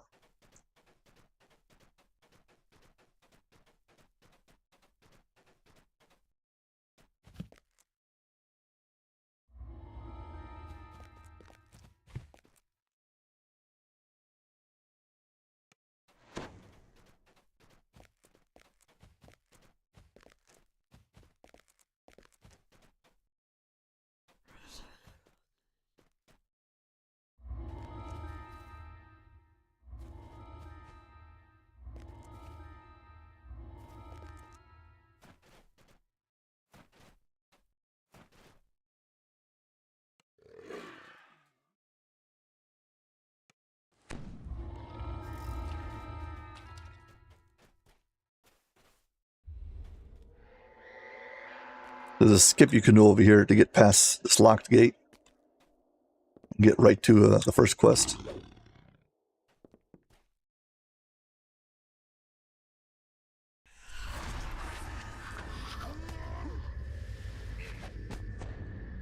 Let's go some hack and slash.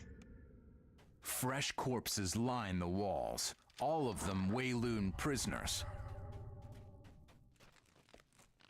Karleth has gone too far, says the Netherese wizard.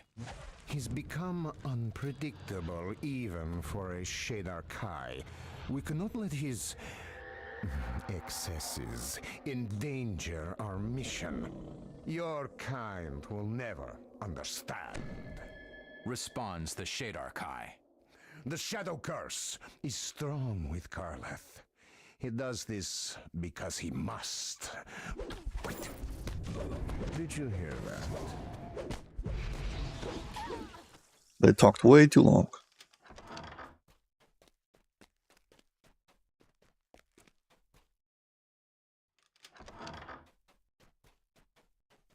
Find the key.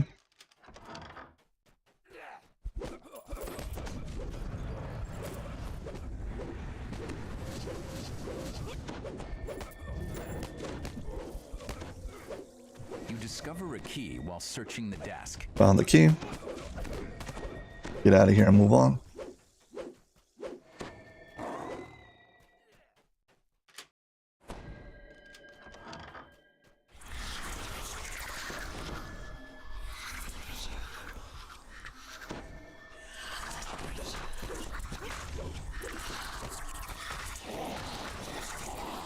These Shadar Kai have this like chain attack where they spin it up, and if you stand next to them for too long, you take tons of damage. You got to be aware of it. Like, step away while they wind down. I really did like you, you know. It pains me to think how you'll be torn apart.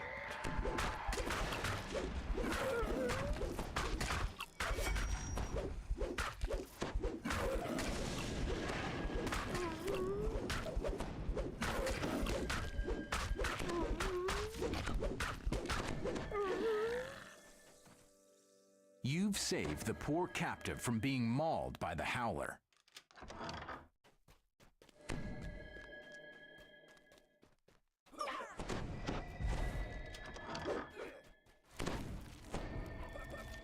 Karleth calls to you from behind the safety of a grate. You must be the one who killed my pet. Now, perhaps, you think you can kill more? Good. Good. It will make me feel more alive.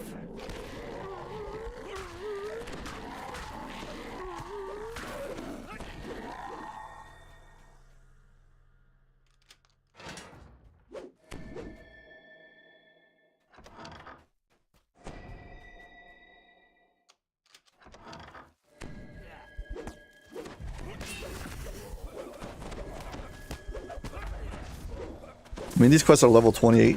I'm level 26. They're 26 and on Elite that they're 28.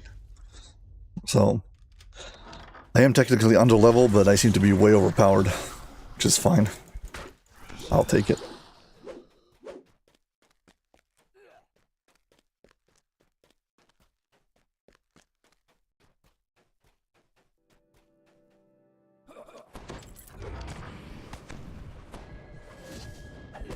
I had to open up this door because there's a shrine in here. You know what that means.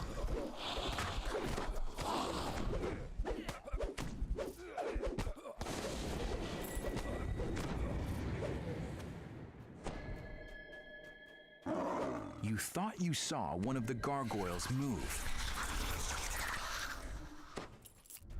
It's basically all these shadows aren't going to try to attack me now.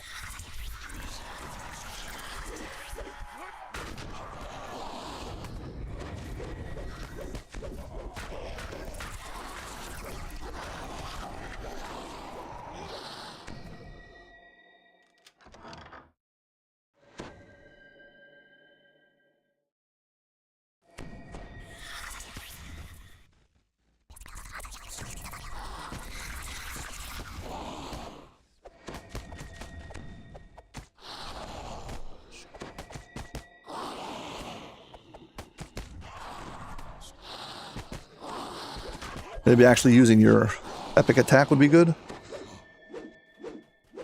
This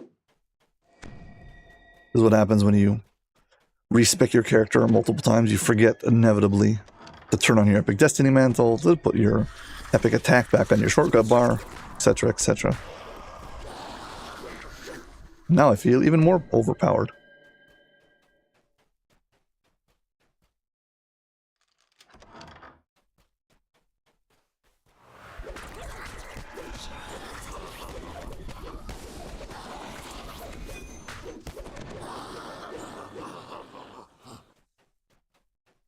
Got the key, you can go. Get out of here. The door is locked. One of the Shadar Kai who guard this area must have the key. I already have the key. Let's see if we can get the optional over here. Karleth stands before another prisoner trapped in a cage. You were my favorite, says the Shadar Kai. I can't bear to think of what will happen. To get the optional, I've got to make sure that he does. He's not standing too close to the traps, and it interrupts me while I'm trying to disable them. Karleth moves to attack, his face a twisted mixture of rage and joy.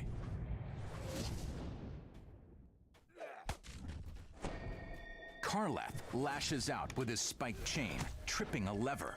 He's killing the prisoner. Yeah, we got one. Well, I'm going to stay a little bit ahead of him. I should be able to disable them without him attacking me.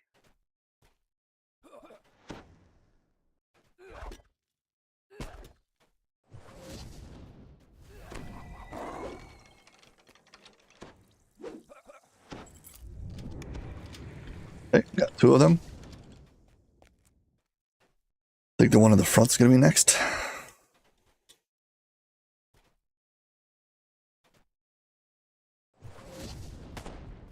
Make his stop!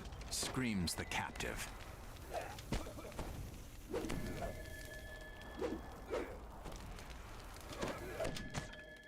Hope he's not going to die. Still got one more to do. Here we go.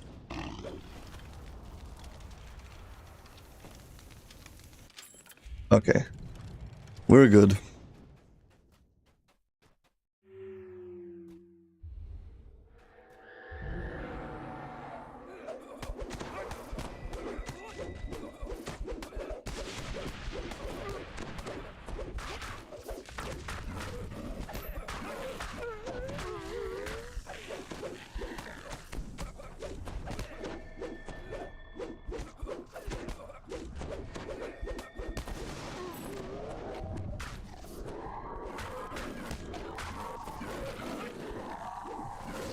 The axe of debuff, crazy.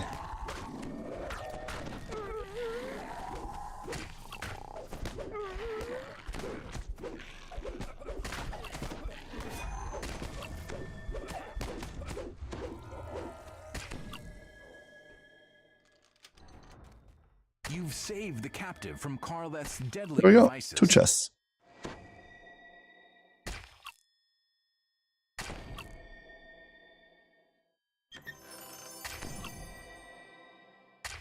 Fellowship. Sentient XP. And another one. Ooh, nice. A topaz of melee power. This is useful.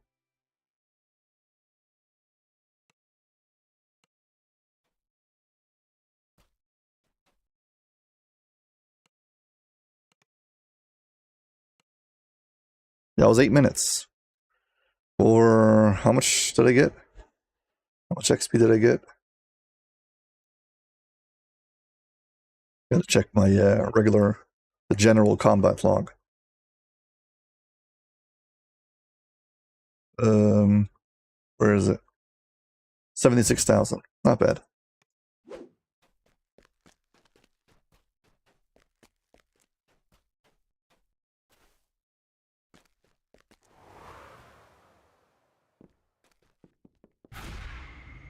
A strange mist envelops you, and vertigo clutches your stomach. What is happening?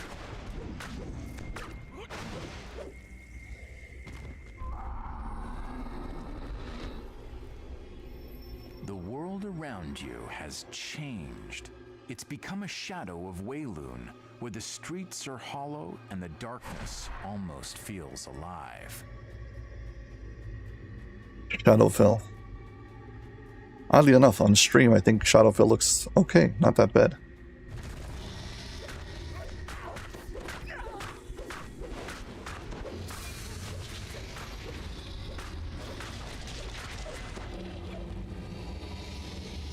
I know dealing with the Shadok High presents certain challenges. Yet they control the Shadowfell in this area, and this alone makes them an essential part of our plan. Besides, they are touched with shadow. The Netherese standing at the door waves you in. The future belongs to Nether. The Netherese snap to attention as a dark form emerges from the shadows. This must be the Shade who commands the Netherese recruitment campaign.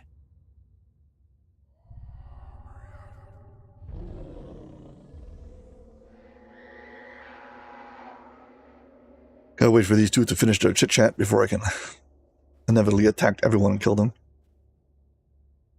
Classic MMORPGs for you. Something, something, something, evil plan, ha ha ha. The Shade Glad you're vanishes done. back into his tower retreat. You might learn how to reach the general by questioning the recruiter. Questioning him? What are you talking about?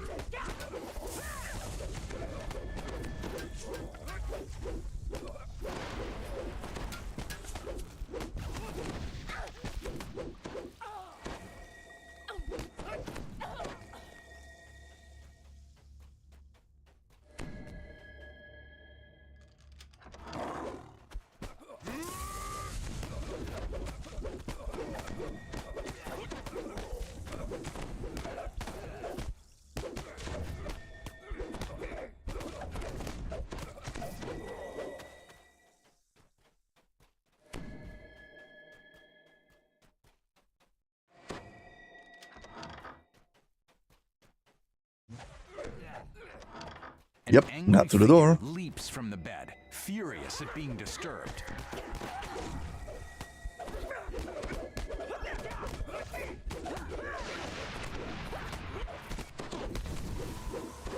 The character model for this bard is Purple Dragonite, so he's extra chunky. Guardian falls. You now have the key to the Shade's tower. I like it when it's just a scripted event, getting the key, and you don't actually have to have a key in your inventory that can get lost or dropped or not picked up or whatever. Once somebody kills that guy, you can now access the tower. That's it, finish.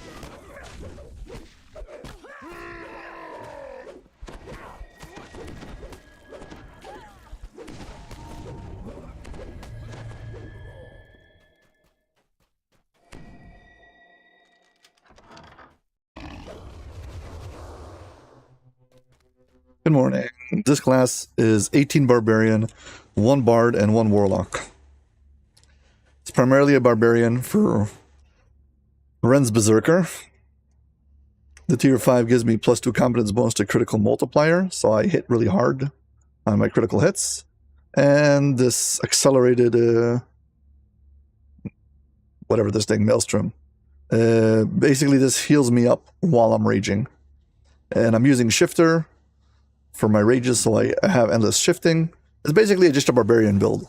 The one Warlock and one Bard are for this. The Warlock gives me this aura that ticks. Later, I'll get a feat that will increase my melee power because of it. And one Bard is for Skeldic Rage. Yeah. The Warlock is for melee power later, and Skeldic Rage is from Bard. Basically, when I want to heal, my Epic Destinies... Here, I'll show you. In my Epic Destinies, I've got this. The Unquenchable Rage. Basically, tier 3 makes it that when I rage, I heal. When I activate a rage. And it activates on regular rage and Primal Scream. And now I've got a third one. I can also use the Skeldic Rage to heal myself. So I've got another source that I can click while Primal Scream's on cooldown, which happens a lot.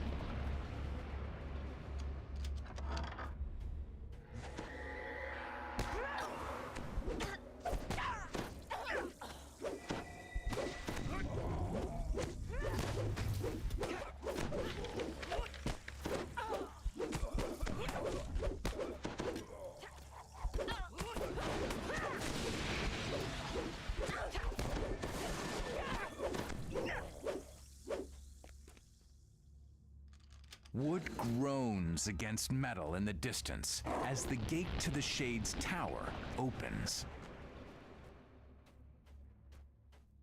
Yeah, as far as the build's concerned, the truth is the build is really not some kind of crazy combo build. It's straightforward barbarian. But I'm using one Bard for the Rage and one Warlock for the Aura. It's pretty easy to make a free-to-play version of this. I mean, you won't have the cool Razor Claw Shifter animation, but so many other good weapons, you don't have to have hand wraps. I mean, if you use a Great Axe, your crit range will basically be the same. Use a Great Axe and you'll be your crit multiplier again will also be ×5, just like mine is. And you won't have without using Razor Claw Shifter. So it's not like exclusive to whatever it is, Razor Claw, to be this strong. The main benefit I think from Razor Claw right now is that I have endless rage, so it keeps on recharging every minute and a half, which is something that if not, like on my main character who's not a Razor Claw Shifter, I have to make sure I've got plenty of rage charges. Or in very, very long raids, I'll run out of rage over time.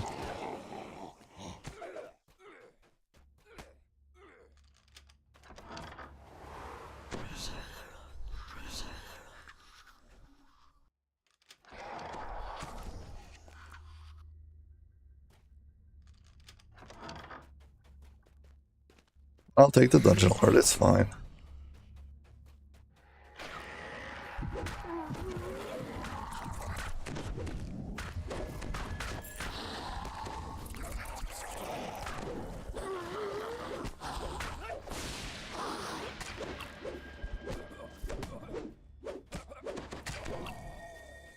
A frigid Okay, mist boss fight. drifts out of a dark and foreboding mirror.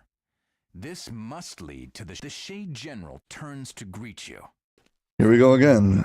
You are braver than the We have to listen to him talk. At least he cuts himself off in the middle. I was like, okay, let's get down to it. Alas, you are just as dull-witted. Don't you understand? You do not face a mere individual. You face an entire empire. Hundreds of leagues away. Plans I'm not using Vistani. But I can see it's I'm using, sorry, I am using Vistani, but Vistani is not critical for the build. You won't have the action boost haste. You can have other boosts for your attack, which is not haste. Here, and I'm using melee and rage power. This is free. You get this from the barbarian.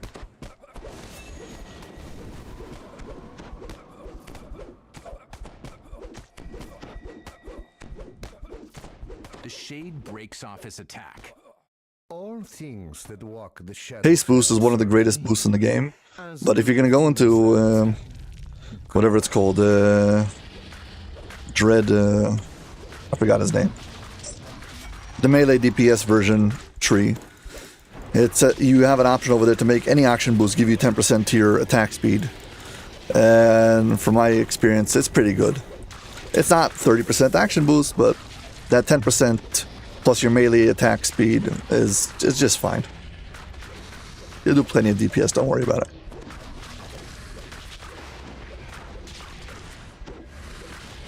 Finish this. I do not believe in surrender.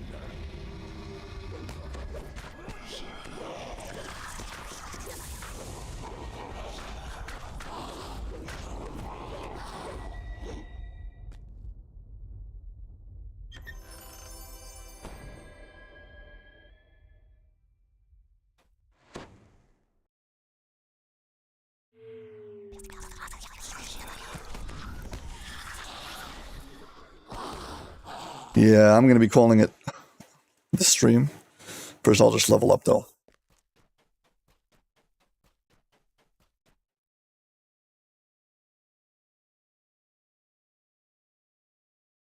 Should be able to take my Arcane Warrior now.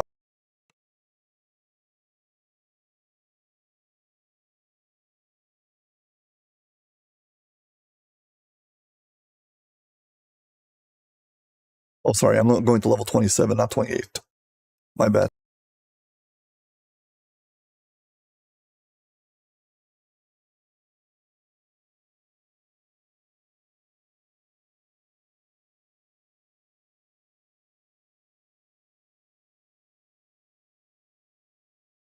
Yeah, I think I take Overwhelm and Critical, if I'm not mistaken.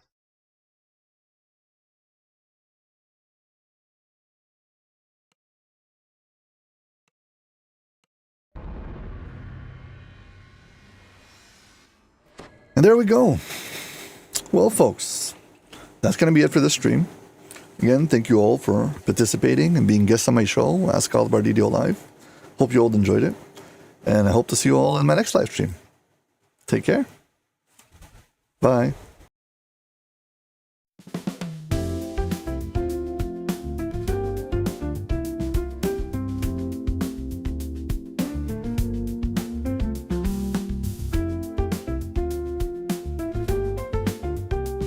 Yes, I know good builds for Rogue. If you want to play Rogue as a melee character, just make two-handed fighting, and just two-handed fighting is so easy you can just play with any class. So there's an option to do that. If you want a sneaking Rogue, so that you got to get a little bit better, and it's beyond the scope of the intermission end of show to start explaining it. I'm sorry. I usually try to stream on Mondays and Wednesdays, not promising, and they start sometime after 4 a.m. Eastern time. So do the math on that, whatever that is.